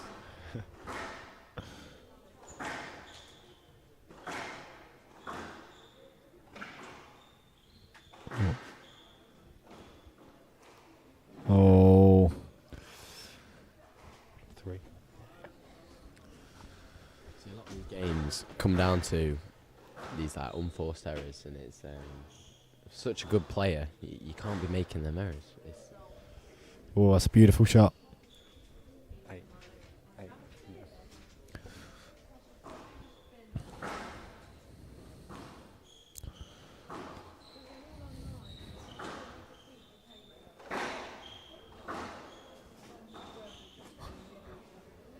Oh, that's a beautiful hold.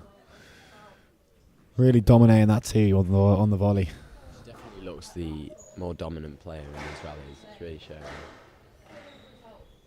Oh, bit of. Sure about that. Bit of whiff waff that, if you ask me. Straight off the frame there. You pay for all the racket, to be fair. Got to use it all. Got to use the whole shazam, as they say. Oh, bit loose there. 10. Game ball here. Yeah, she's eased here to 6 game balls. It's been a brilliant start.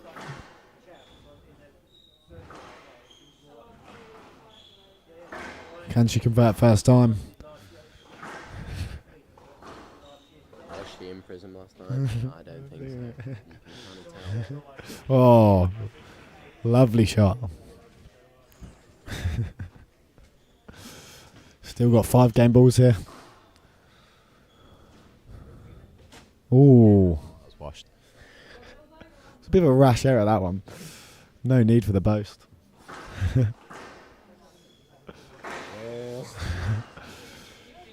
That was one of mine.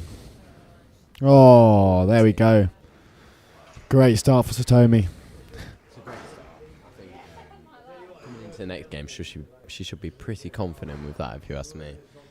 She's very dominant on the tee. Little errors. It was great stuff.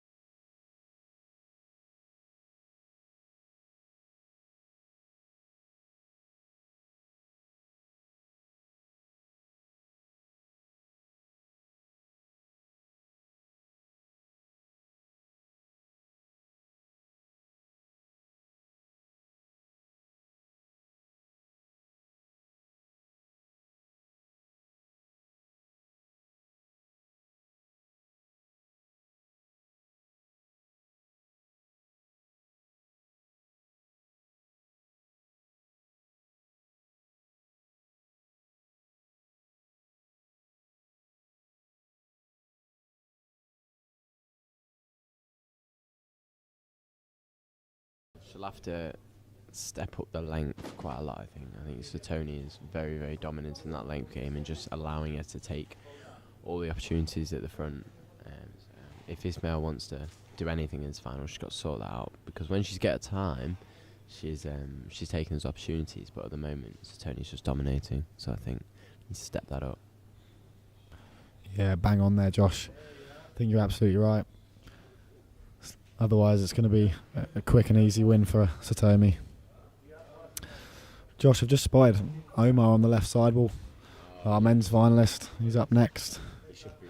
He should be preparing for this final. It's going to be a good final, I think. Last time I heard it was a 3-2 in L30's favour, was that right? Yeah, you're right.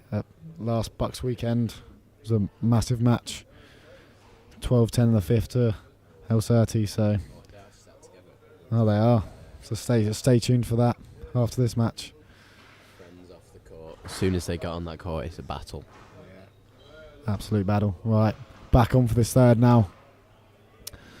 Some more exciting squash. Although we did see L30 in Prism last night, so potentially. Yeah, not good. Here we go. Back in.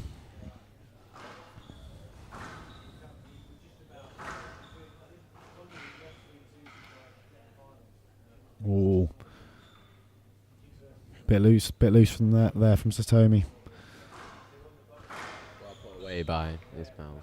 Every time she's got that opportunity, she's putting them away. Yeah, she's clinical when she's given the time.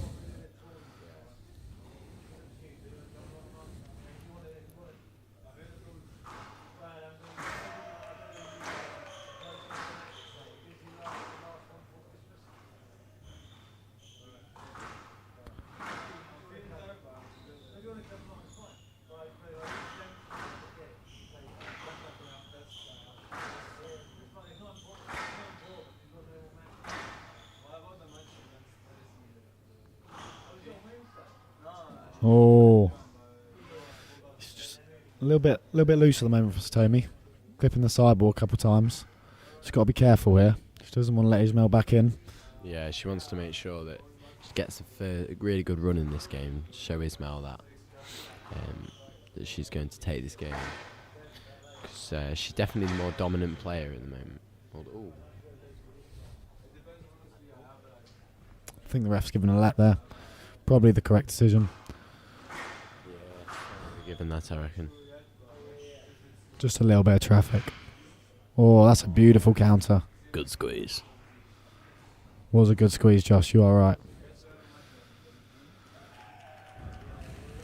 Sometimes it's better to go for the squeeze rather than the nick in that situation.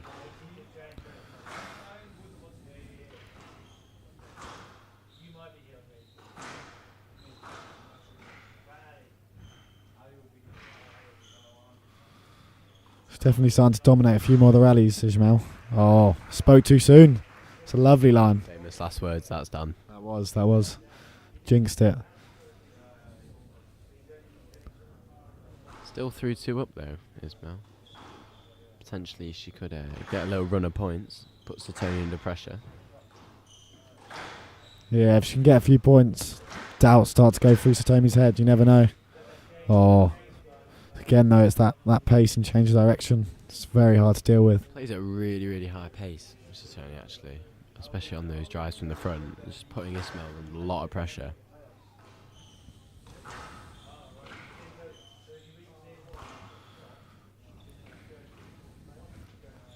Oh, it's tight. Yeah, well played. Even when she doesn't win off that drop shot, she's putting Ismail off so much pressure that she's just, winning on the follow-up shot. Yeah, and that is something she does well. She follows up really well. Oh, didn't need to be that good. Just needs to put it in with a margin. Yeah, could have done a bit of whiff off there instead.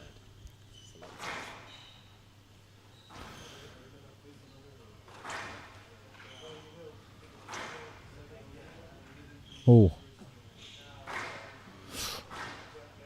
Yeah. Length's just not going through at the moment for Satomi. Opening the court up too much, putting herself in trouble. So Sony didn't really do much with that drop shot. It was quite loose. She needed to put that on the sidewall a bit more. That's a good shot. Surely it's not like, yeah. Yeah.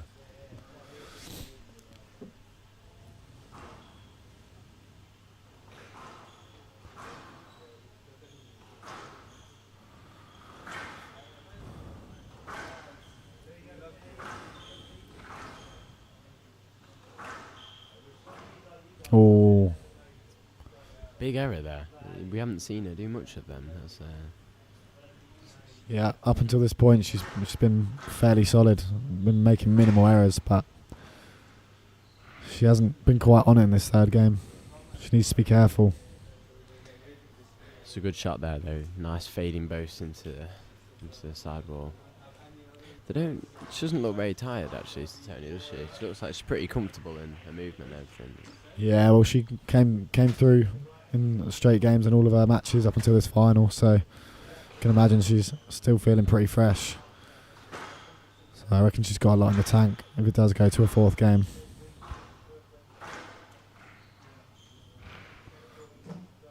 Oh. Yeah, good shot from Ismail. No, that was...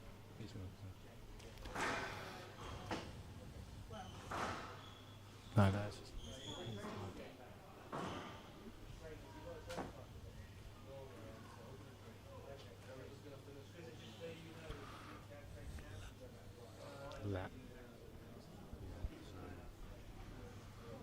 I don't know, actually.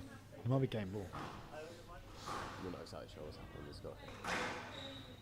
Can't quite hear the ref, so we're not sure on the score. Apologies. Oh.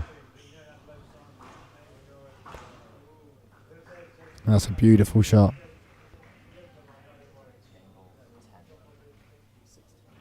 How did we... Apologies for that, folks. It's game ball to Ismail. She's still got herself 3 game balls here. Can she take it into a fourth? She's played really well, actually, here, Ismail. She's been a lot more dominant than the first 2 games. I think she just kind of warmed up into it. So Tony's made quite a few errors, which is unlike the first 2 games, so could be taking it here to a fourth. Yeah, she just needs to make sure she doesn't change what she was doing in this game. Now she's got to game ball. It's tricky playing on the glass, though, because it's so different to a normal court, don't you think? Like, whenever I play now, I always think dies a lot more in the back, and you've got to be killing it and dropping it and stuff.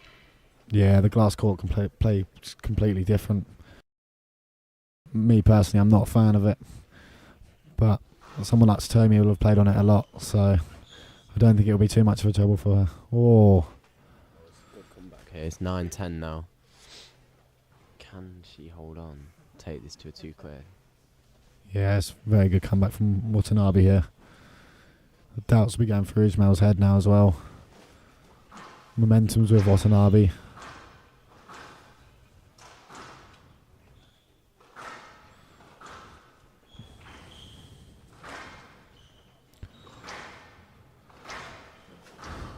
Aggressive hitting, but none of them really finding that back wall until Tony did.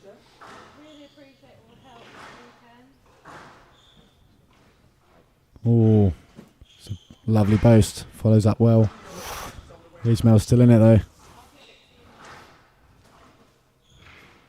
Oh, she's got it. Good pressure. It's a great rally. It's really high pace and length. Could actually do with slowing it down a bit. Oh, Bit of whiff waff. right off the frame there. Very unlucky for Ismail. Into a tie break here. Not sure if she practices them. Yeah, I'm not sure she meant that one, Josh. But she won't be complaining with a bit of luck there. Pulls it back. Good comeback. Yeah. Was it 10-6 she was down? Yeah, that's a great comeback then. Ismail possibly should have the favourite to take that game, definitely. Oh, Ismail gets herself another game ball. Can she convert this one? Be great for all the fans if it can go to a fourth. I think Ismail needs to slow it down a bit in some of the lengths. It's just so fast hitting. That boast is really working for Tony. Oh, Another one. I think she meant that one though, Stan. Yeah, it was a good shot. Especially when you're, again, game ball down, sorry. Takes big risks on match ball, but they've paid off for it so far. Oh, here we go then. Match ball for Watanabe. Can she convert in 3? It's a great comeback actually, from 10-6 down all the way to 12-11. Yeah, she didn't panic, did she? Kept at it. That was not written in the stars. Was it God's plan? Oh, there we go. 3-love win for Watanabe. That's a great match. She takes the A-grade women's championship in style. Not dropping a game through in the entire tournament. That is extremely impressive. Yeah, it's very impressive. Respectable effort from Ismail there. Nearly took it into a 4th, but Satomi was just too strong. There we go. Our women's A-grade champion, Satomi Watanabe. Yeah, it's a great performance. And not dropping a game in the entire tournament it just shows how on form she is and how well she's playing at the moment. So that's great to see. Well, there we go. Thanks, guys. Look forward to the men's A final next.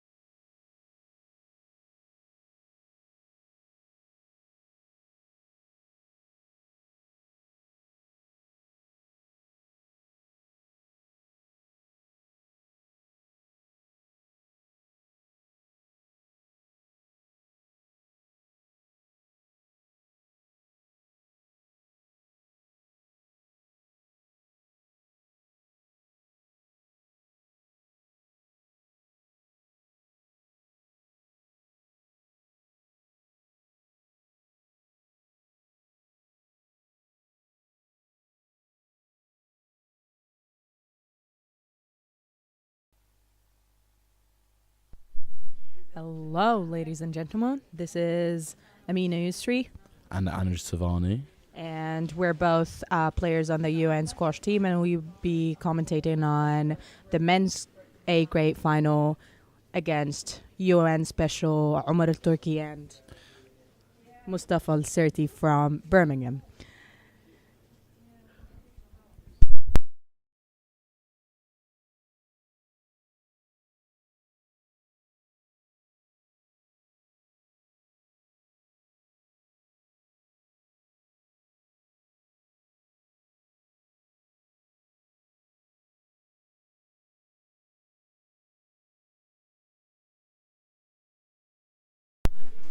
All right, so it's a best of 5 match. Mustafa Sirti is starting off. He's a big bloke, isn't he? Bless him. Very big boy. Both of them are big boys, to be fair. Win for the Mizuki, first off. What do you know much about the playing history? Who usually takes this match? I know Mustafa took it at BUCS weekend, but history-wise. To be fair, I know they used to play quite a lot during juniors, but I don't know head-to-head how that would count, but yeah.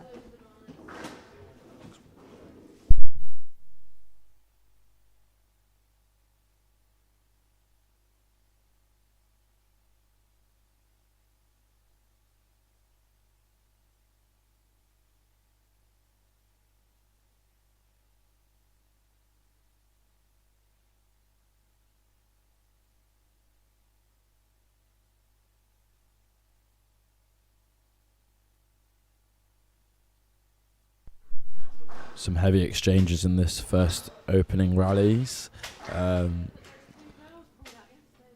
Both players having a big go at each other. Not big go, but... Yeah, but I'm pretty sure they would be kicking it from hitting the ground run in from the first point on.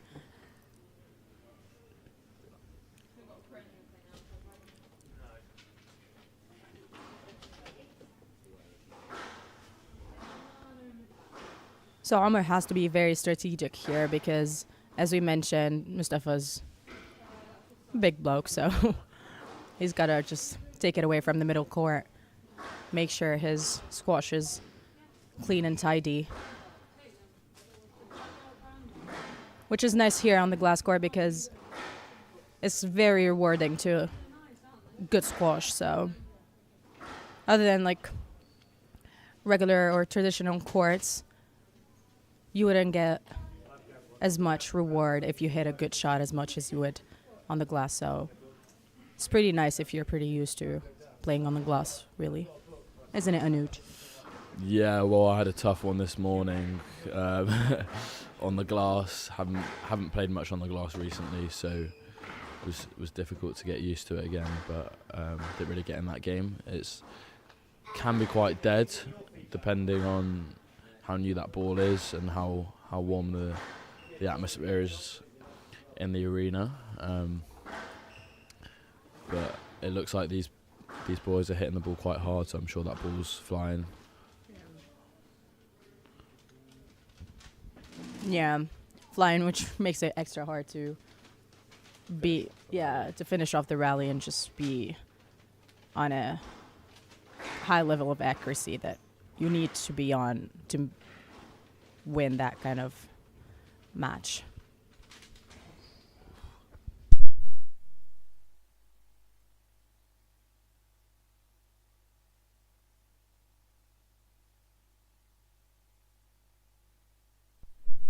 Omar taking an early lead, but Al Sirti coming back with the cross-court nick to shorten that lead.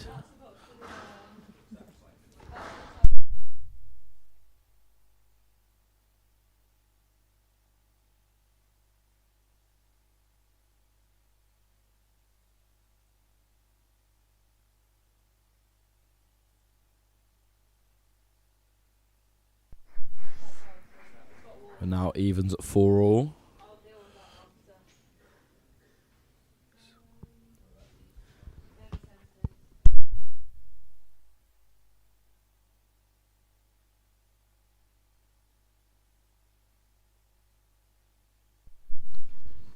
Yeah, I don't want to be giving off any of those cheap shots really in that match.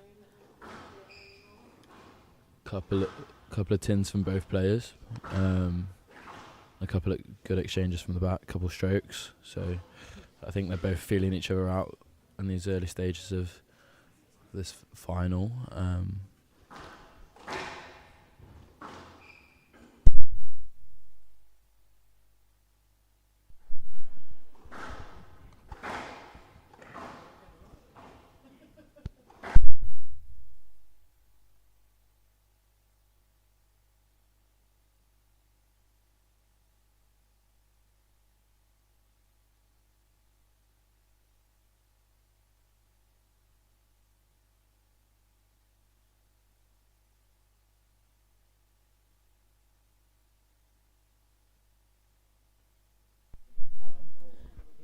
To be fair, it's quite impressive to see those professional players on BUCS level. Like, it's quite cool to see former world number, like, 4. What was Mustafa at? Like, at least top 30 there. Playing a BUCS, and Omar, who's just kicking off his professional career, who I'm sure is going to break into the top 100 quite soon if he's consistent enough, playing at the BUCS Men's A final. Yeah, Anuj just pulled it out. Mustafa's highest world ranking was 27 in the world, so it's pretty impressive, to be fair, isn't it? Yeah, I think it's exciting for BUCS Squash. We've always had some brilliant players, but it's nice to see a big competition in the final. We've not had that for a couple of years. Between the Brums and Nuts as well, so makes it extra exciting, doesn't it? Well, we've had some great results in the men's recently. We have a B winner, a C winner, and a D winner. So hopefully Omar can finish it off with an A winner.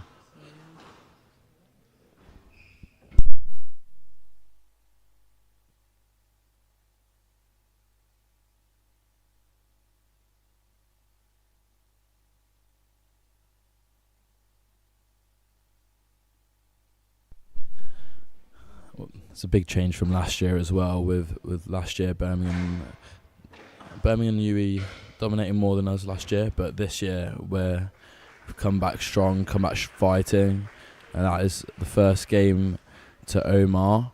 What did we think of that first game?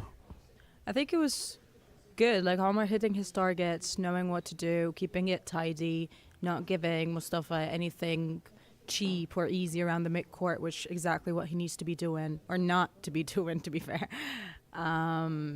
So yeah, I think Omar's on top of it. Yeah, 100%, I agree.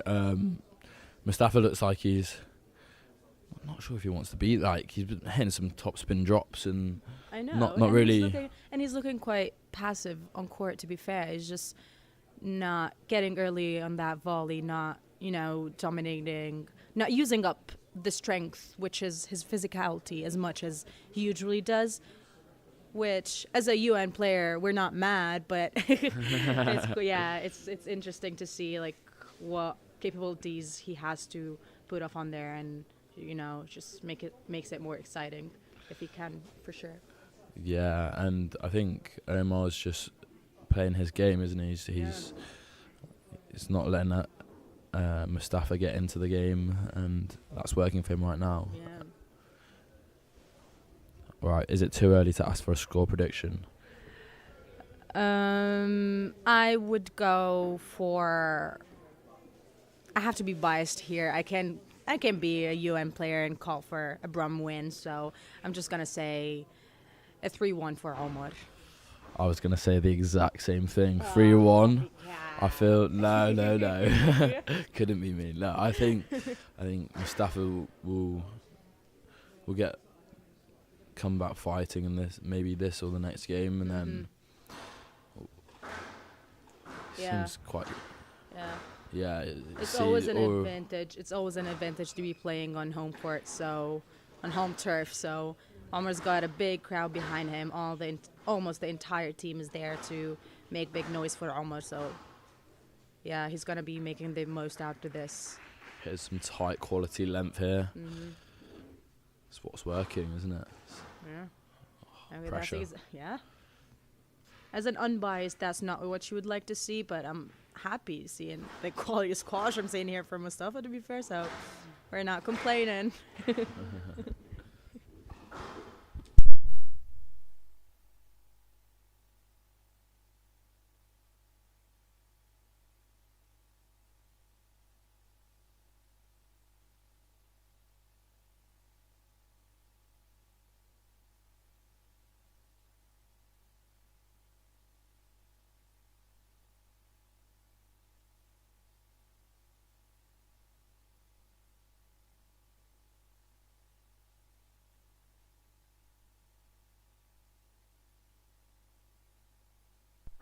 Omar looks like he's in the zone right now, taking another lead in this second game, but Mustafa getting a lucky bounce there at the back wall nick, but Omar looks comfortable.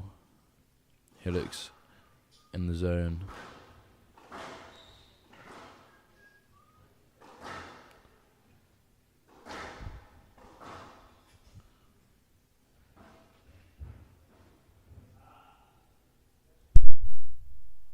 Oh, wow. That is a bold decision from the referee. Ball's come loose into the middle of the court, and Mustafa's not cleared that ball.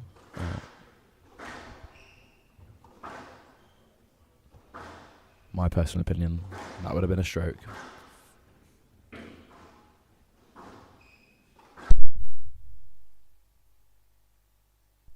What do we think about the refereeing this weekend? To be fair, it wasn't like it could definitely be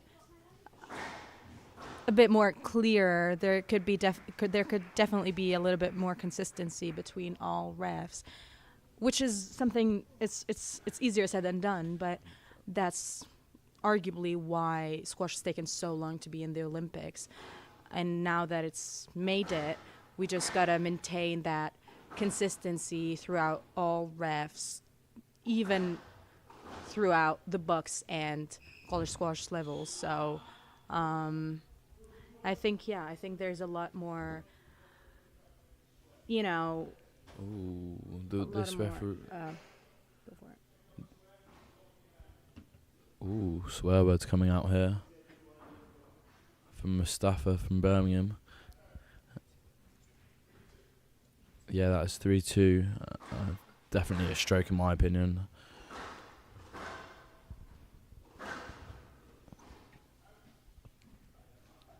Yeah, I think the refereeing, I think it's difficult to keep consistency, isn't it? I think that's a global squash problem. Mm-hmm.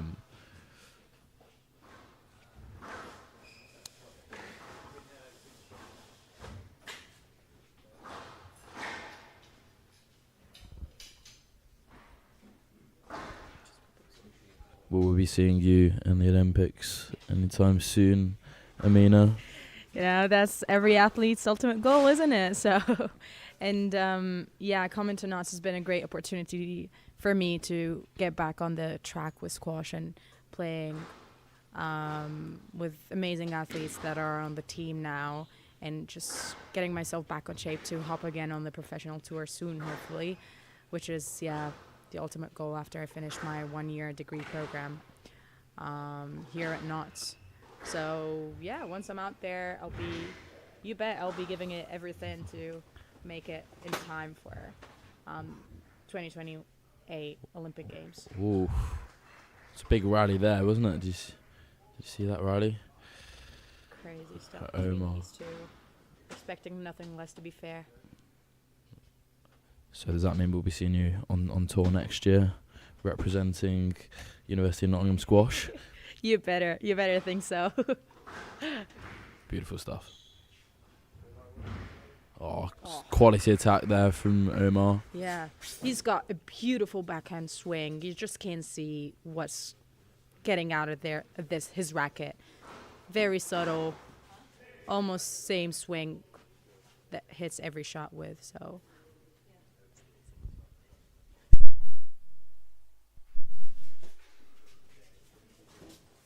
Mustafa's not happy with the decisions, getting a bit, frustrated, isn't he? frustrated. Yeah. He's looking nervous. He's looking nervy on that court. Mm-hmm. We don't often see him looking like this, do we? Yeah. Like, I'm pretty sure he's aware of Mustafa's strengths, so. Yeah, and he knows you got to be on the tiptoes to beat someone in Omar's caliber, so. Yeah. Can't blame the man.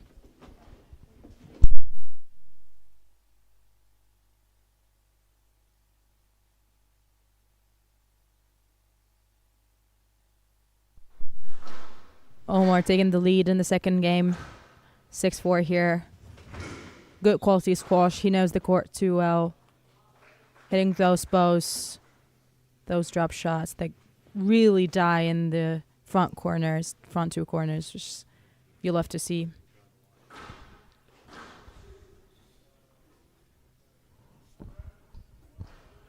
If you were playing on this court, what would your main tactic be?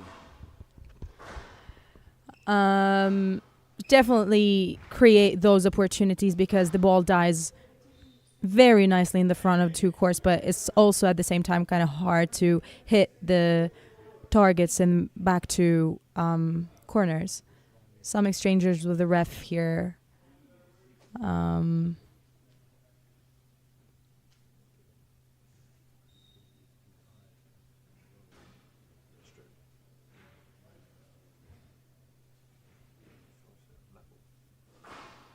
Yeah, ref giving a let.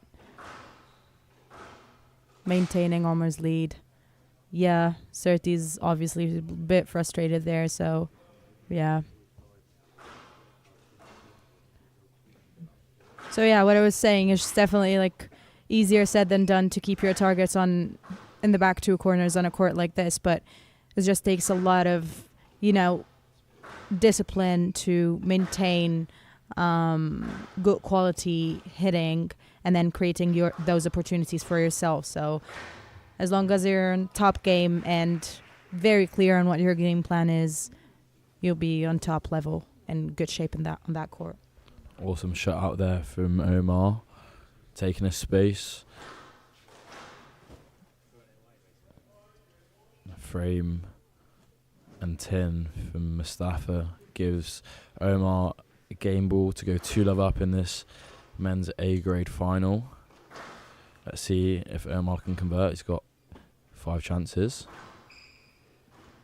5 game balls. 4 game balls.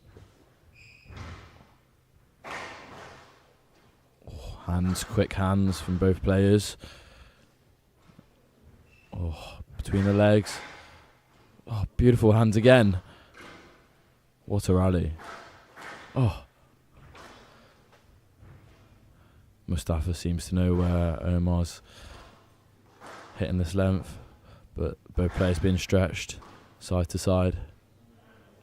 And that just clips the top of the tin, giving Omar 2-love lead.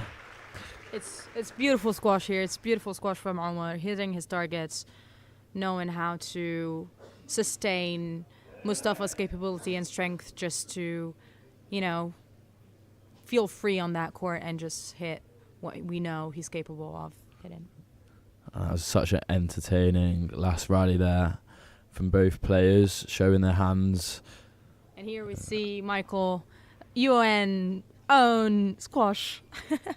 UN squash own Michael Talentire, giving the court a little sweep. Beautiful work from the man. Well, he had a pretty decent week as well. Got to the semis of the B grade. Unfortunately, got knocked out by our own Gabe. Yeah. Gabe Cox, who turned out to win. Won the B men's grade. B grade, which is amazing effort from both guys. And yeah, Michael did just as amazing effort on that court as he did in his matches. So.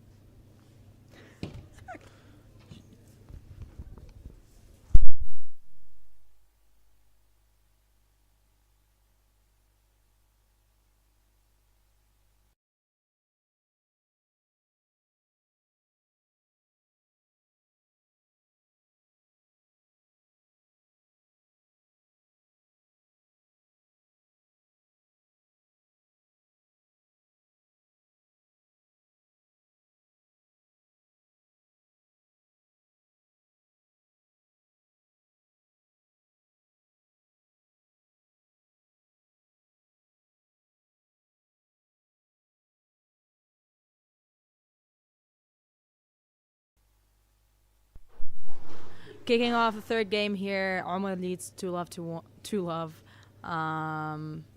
Yeah, do you think Mustafa, where's your anticipation here? Like, is Mustafa going to be firing back? Oh, 100%. I think he's going to come out here wanting to get back into this game. He's not really...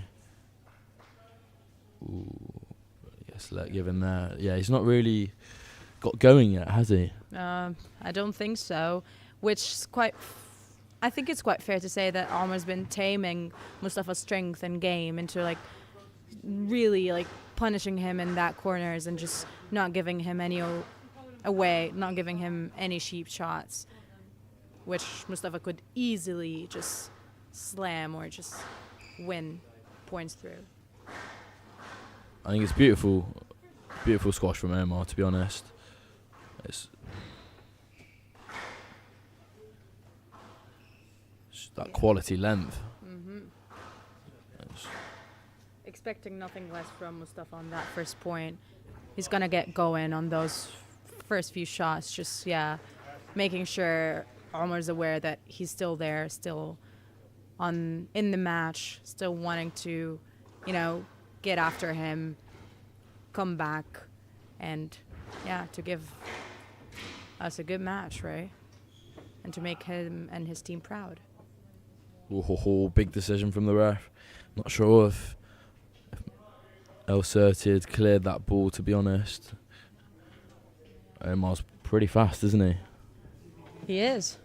Yeah, which is quite interesting about that's what's quite interesting about Omar's game. It's like he's very deceptive. He's very, deceptively quick, deceptively talented, and just, very subtle with his swing, very subtle with his shots. So it'd be a nightmare if I get on court with him, to be fair. It's just... I think it'd be a nightmare for most people, to be honest. Do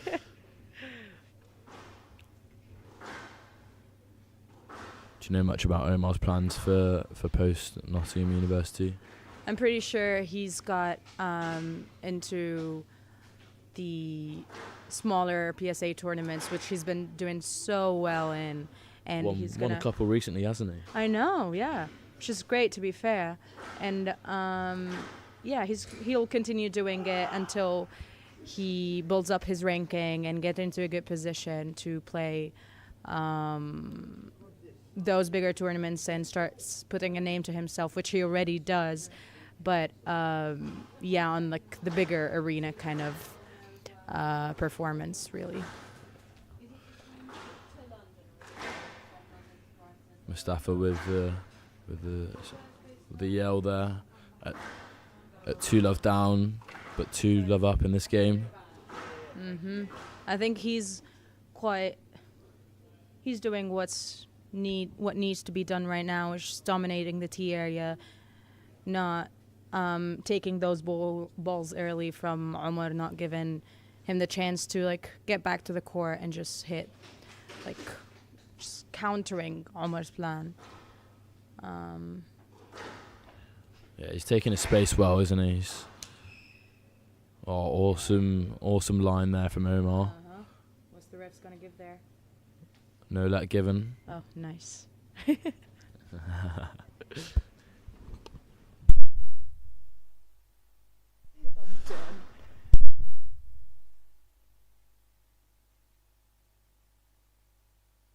Quality from the front there from... Beautiful backhand drop shot from Mustafa.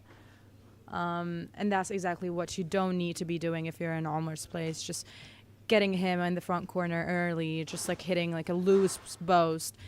This, if you do that, is just going to be taken away very quickly, very easily from Mustafa. He's just got beautiful hands, really, so... You can't give either of these guys time, can you? No, you can't. Nothing in the middle.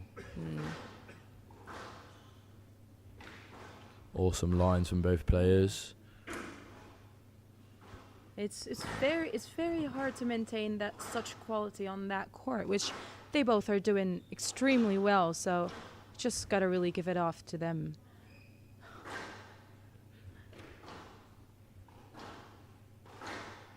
Long lines, tight squash. Both players loving the cross-court kill. switching up the play, testing the waters on each player's movement. Big lunge. Really working each other throughout all four corners of the court. Oh, cheeky drop shot there. It was topspin. Oh, it was? Little topspin drop shot. It's too fast, I couldn't see it. Wow. So good.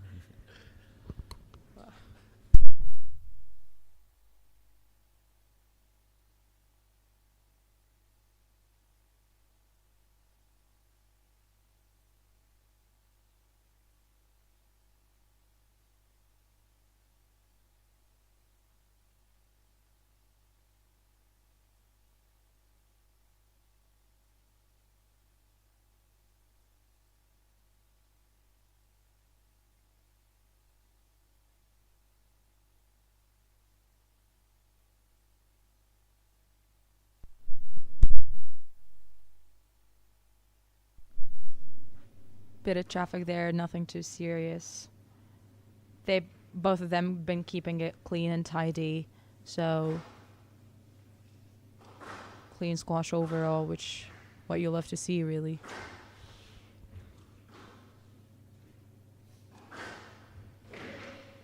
Awesome retrieval from Mustafa. Oh. They work. Couldn't get that one back though. Oh, yeah. Quality touch. Love seeing it. They both working each other throughout the entire court, not leaving any, not giving any cheap shots or not leaving any corner untouched or unvisited. So,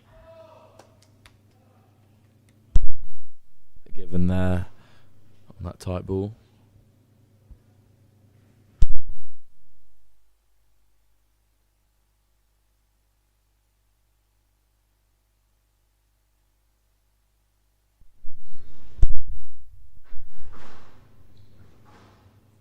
both players reading each other pretty well. Ooh. Dangerous stuff there from Mustafa. Yeah, unlucky. Clipped the 10. Pretty sure Omar was nowhere near it though, so. Well, Mustafa let the ball get a little bit too close to him. Mm-hmm. Trying to search for something that wasn't there.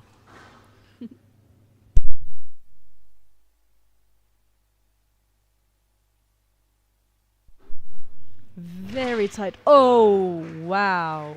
Well, Mustafa thought that was going straight because Omar's lines have been so great. Yeah, he set it up very well. That covered that straight multiple times, and then that cross is more deceptive, isn't it? Yeah. It's great, which you can't really be deceptive if you're not hitting your targets, if you're not getting in that position to be on top of the ball, you know. Well, Omar taking a little lead in this final game.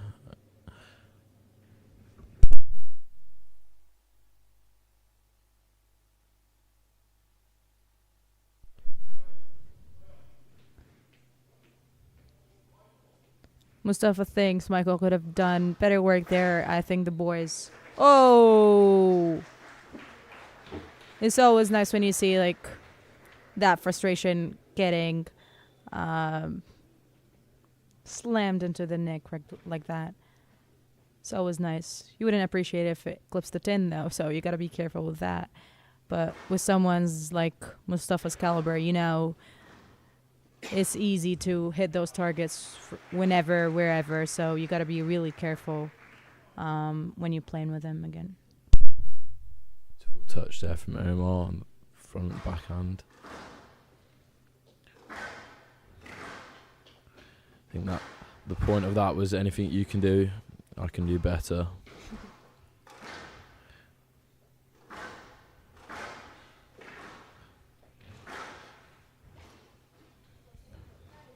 I'm sure Omar loves the flashy stuff, but it's not what wins you matches all the time, is it? No. And he's been quite mature during that match so far, so nothing too crazy, nothing too flashy. Doing the basics really well. It's really paying off really well. Again, that cross-court nick from Mustafa. Oh, what's happened? Like he twisted his ankle. Looks like it.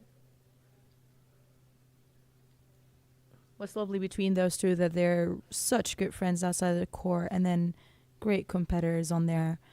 So I'm pretty sure Mustafa will be, making sure Omar's okay, which he did. Just hope nothing's too serious there. Omar's back on it. Okay.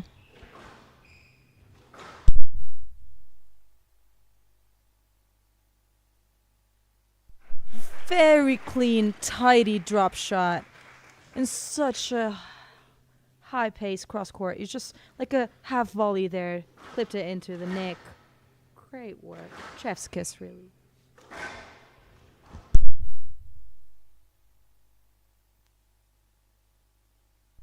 Again, Mustafa's back at hard hitting. Likes to hit it hard, doesn't he?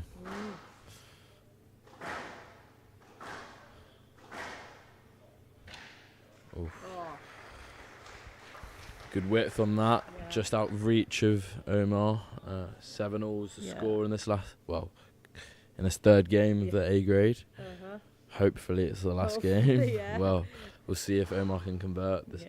I don't know if it's evil to not wish that it would be the last game. I'd love to watch more of that match.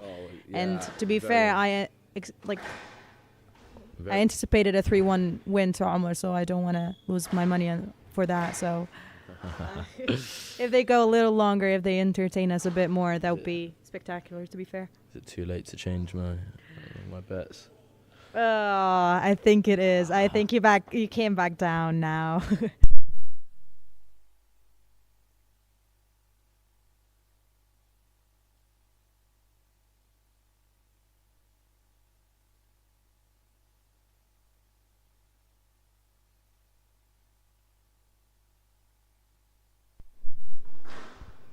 Given a yes let?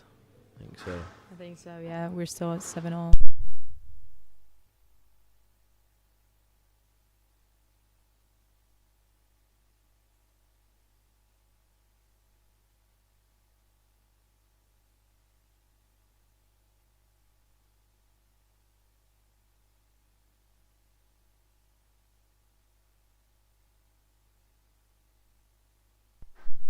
Beautiful exchanges between these two.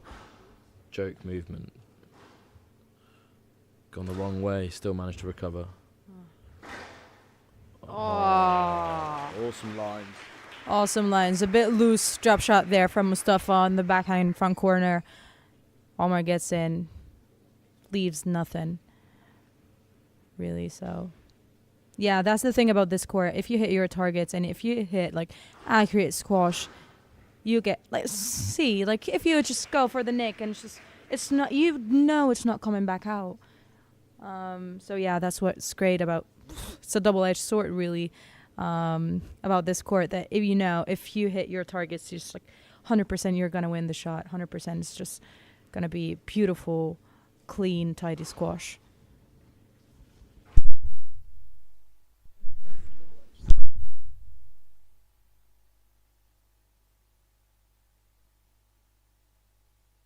Some stretching movements there for El-Surti. Omar moving about, and it's 9-all in the business end of this third game.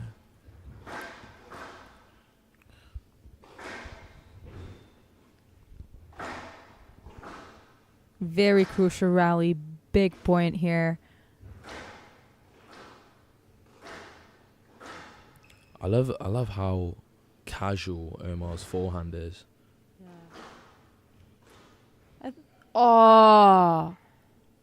Big mistake for Mustafa here. 10-9 match ball. Let's see if he can convert. Championship ball, if we may add. It's just wow, major point. For the Nottingham clean sweep. Take the stroke. No leg given. Oh God.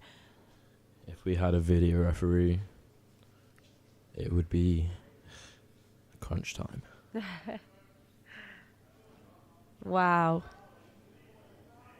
10 times on there. What happens at 10-all then, Amina? Ooh, that's a tough ask. You can't put me in that position right now. I'm just as tense as those boys could get, so sitting back and watching really. Oh, wow.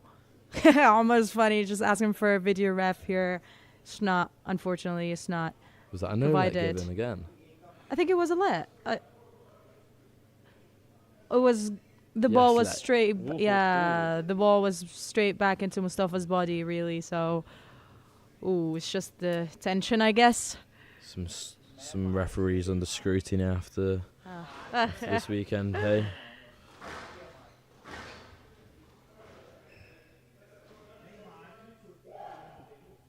Played through the interference.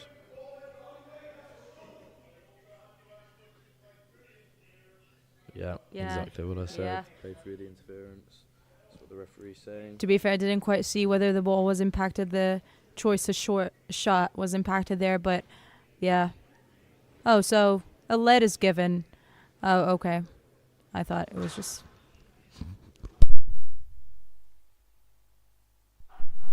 Clean drop shot there from Mustafa. Very calm. Yeah. 11-10 game ball to Mustafa. To keep him in this men's A grade final. Yeah. Keep Birmingham hopes alive.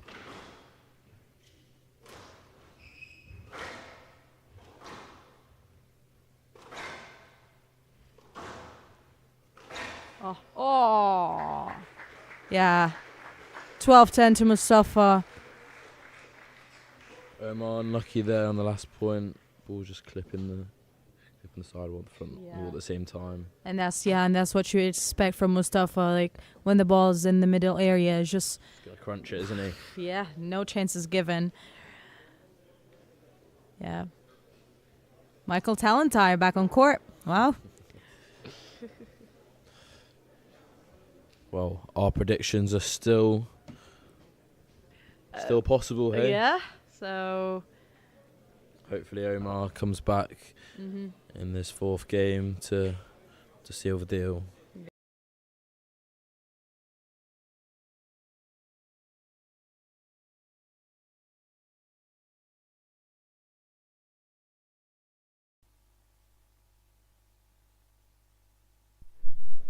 So what would you do if you were in Omar's place here in Nuj? How would you convert that back into your own favor and, come back to win the fourth game and not having to extend the match and take it to 5?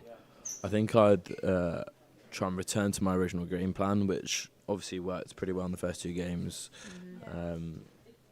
Try and regain the control of that tee. I think there's a lot of heated exchanges in the middle of the court, which isn't in favour of Omar. I think Mustafa's strong point is the middle. He's a big guy, he's strong, he's going to control that middle quite easily. So. Yeah. It's going to be a big battle on who dominates the tee area right now, so wow, I'm very excited. I'm very pumped for that fourth game, to be fair. It's just going to be great squash. Like, they've both been giving us entertaining, clean, high-paced squash so far, so I really hope they carry on with that kind of level and caliber. Yeah.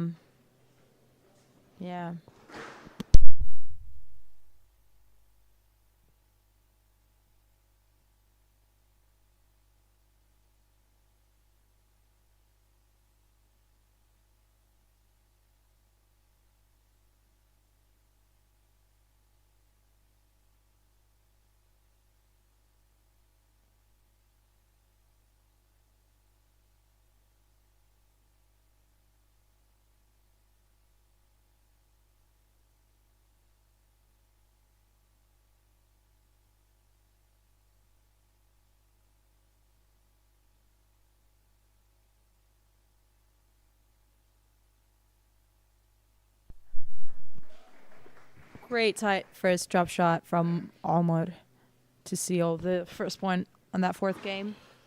It's important to get an early start in this fourth for both players, really.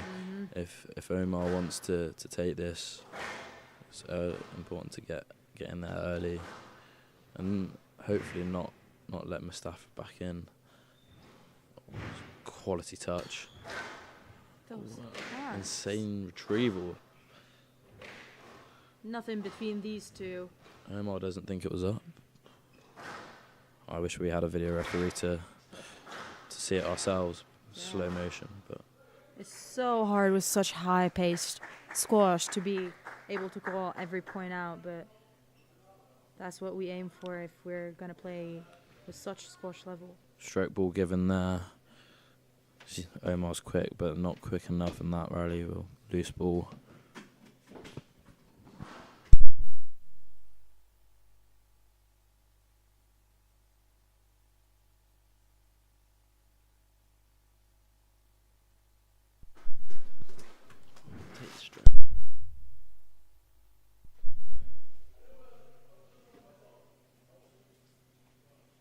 Big enter.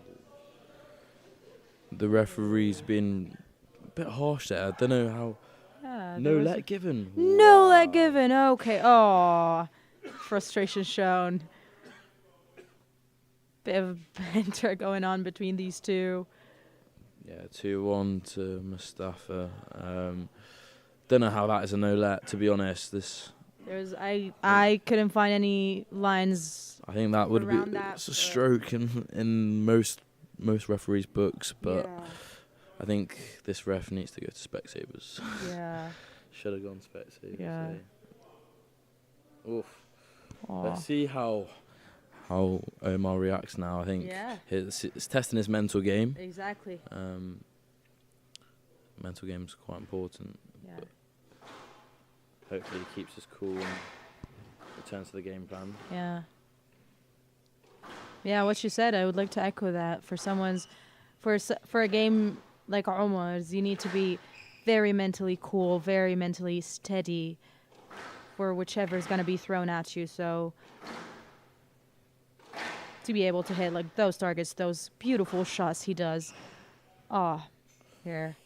Clips the tin. Hopefully it's not getting too much into his head, but 3-1 to Mustafa now.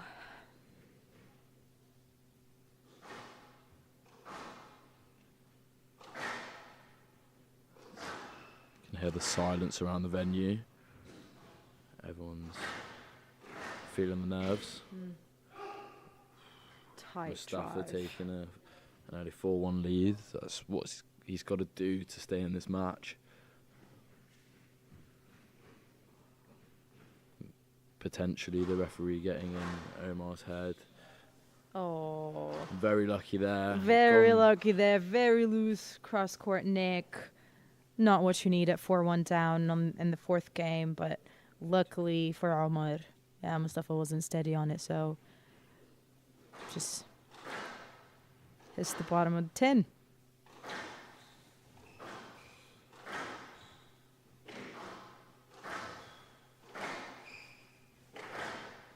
Really quality hitting here down the backhand side.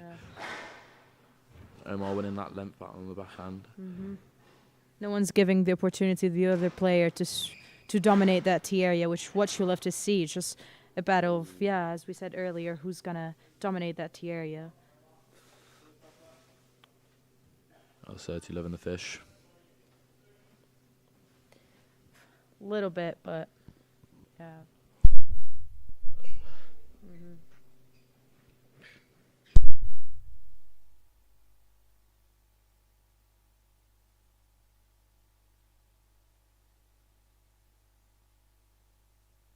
Omar's been playing some of those type, especially when Mustafa's been in and behind him. He's been playing through that interference, but Mustafa choosing to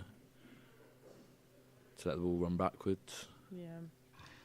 A moving boast from Omar there. Mustafa not quite steady on it. Clips the tin again.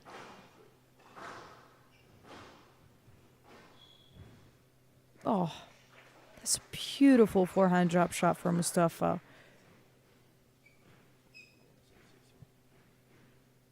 Yeah, 6-3 to Mustafa in that fourth game. It's going to be very interesting to see how Omar reacts to that now.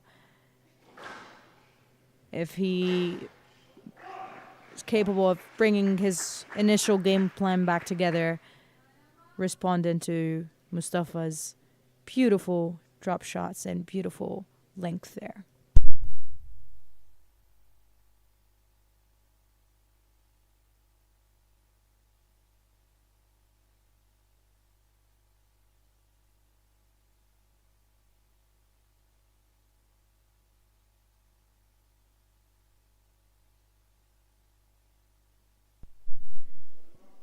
Quite a lead here for Mustafa. A3 in the fourth. What do you think is going on in Omar's head right now?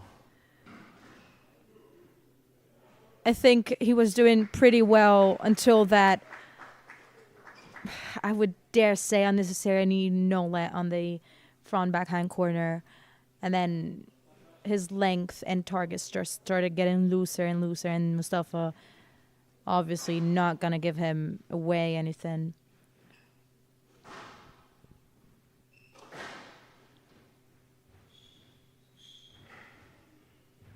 It's very difficult when you're in that position just to forget what's happened and then reset again.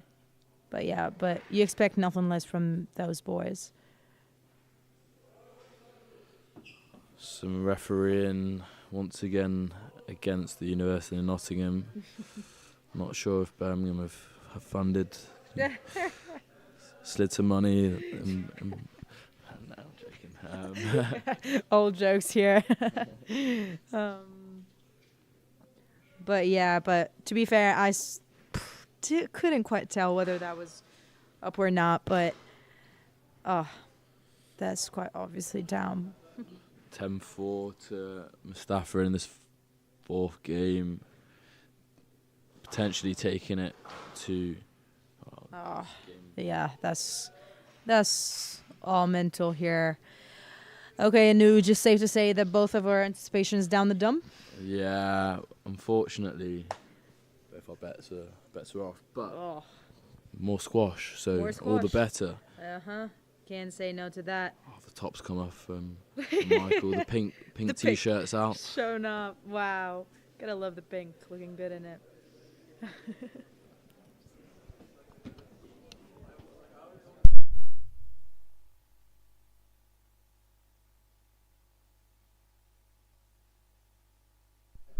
Crazy squash between the two here really.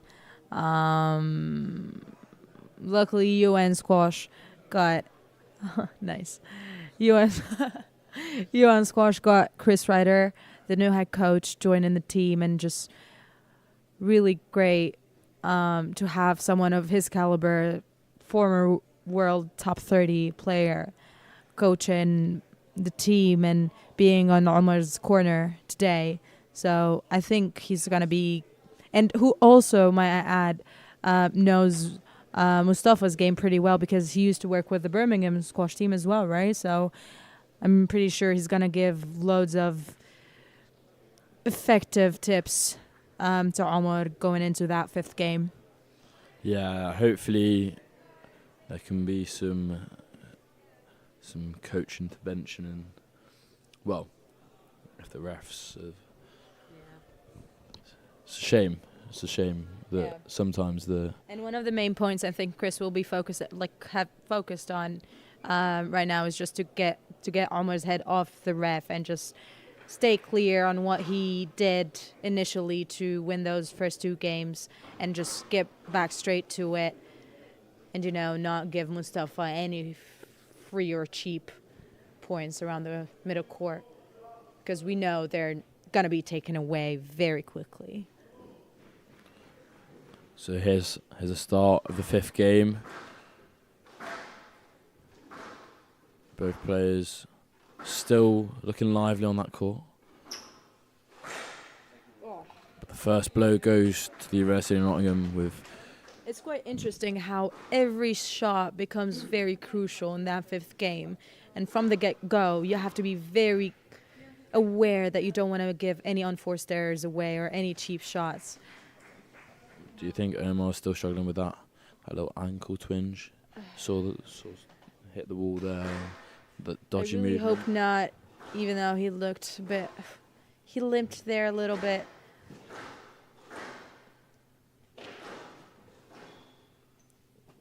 That's, yeah.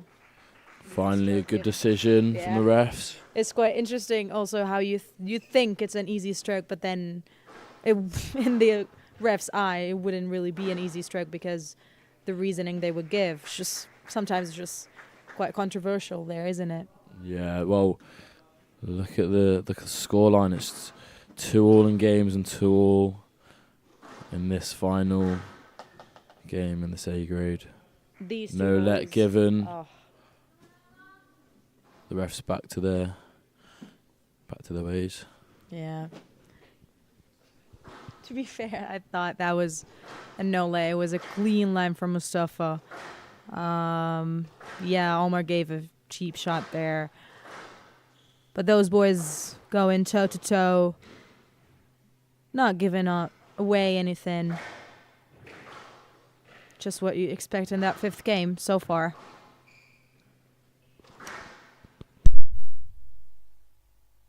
Beautiful boast. Great retrieval. That's how it's been so far from both those two. Oh, he's gone and done it with that trickle boast. Oh, it was very tricky during those times as well. Mustafa leads 4-2 in that 5th game. Omar has to be very aware not to let him get a run with the points here.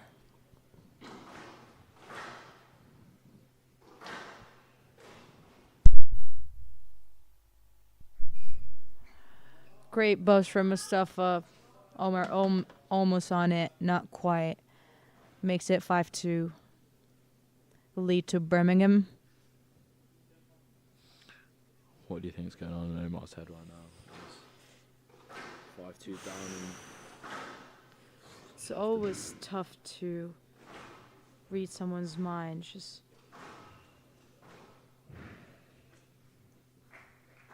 I don't know if it's the ankle twinge or it's just Mustafa's been displaying just amazing squash, really amazing length, amazing. Really up to his game, hasn't he? After those first 2 games. Yeah. He's definitely been more disciplined in that game than Omar's been, so gotta give it to him. Well, another 5-setter. No, they had a 5-setter at BUCS weekend. Where Omar was also leading to love. But yeah, unfortunate there with the nice 3. Oh, the ball's down here. cheeky fresh. Mustafa trying to trick the ref here. But yeah, he wants more. Can't blame the man. Oh! Great boast from Omar here, clipping the neck. Just, oh, he's got to be more disciplined. He's got to be more on his foot, dominating that tee area if he wants to come to have a go in that 5th, doesn't he? Big come on Omar call from coach Chris Ryder. Awesome lines from Mustafa. Oh! Wow. That tight line set up that. What kind of nerves do you need to have to hit such a nick at 5th game in such... I would think that's a crucial stage, even though it's not like... Yeah. Yeah. If that goes down, that's Omar back in that final game. Well, yeah, we've seen the change of who's controlling that middle.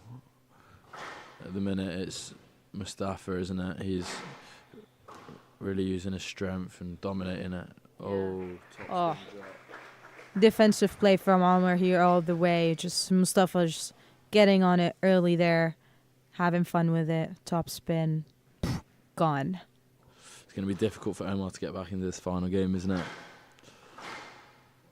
It's going to dig very deep there. Oh, not what you like to see, but yeah, very unfortunate for UON's men's number 1. Giving Mustafa a match ball. 6 match balls. Wow. Oh. Bit ambitious there, don't you think? Yeah, well, he's got a few points to work with, doesn't he? So wants to show off.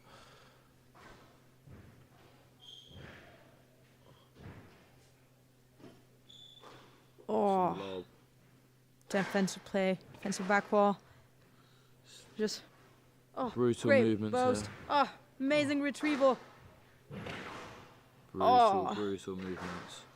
Those lunges, you can't have anything with it. Oh my, great lines. Some quality squash.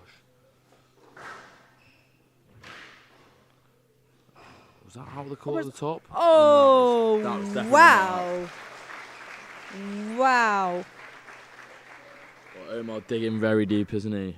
He really is. 6'10", can he do it? I'd love to think so. Yes, he's got to just be disciplined and disciplined enough to. The serve really has to be a good serve, as we know. Oh, I knew he'd go for it again. Oh, no let given there. The clearance really wasn't there, was it? But it was it was tight. Anyway, yeah. Go home. Refs want to Yeah, go it's home. just Mustafa's relieved to get that comeback from 2-love down and win that in 5, isn't he? He's just a cheeky boy winning the men's A grade final championship and being the BUCS champ. Well, great squash from both players. Yeah, and what a weekend, what a match to finish on, isn't it? I know, right? Just exactly what you needed to watch. A bit bummed to hear I lost my bet, but great squash from both players. Great squash all over.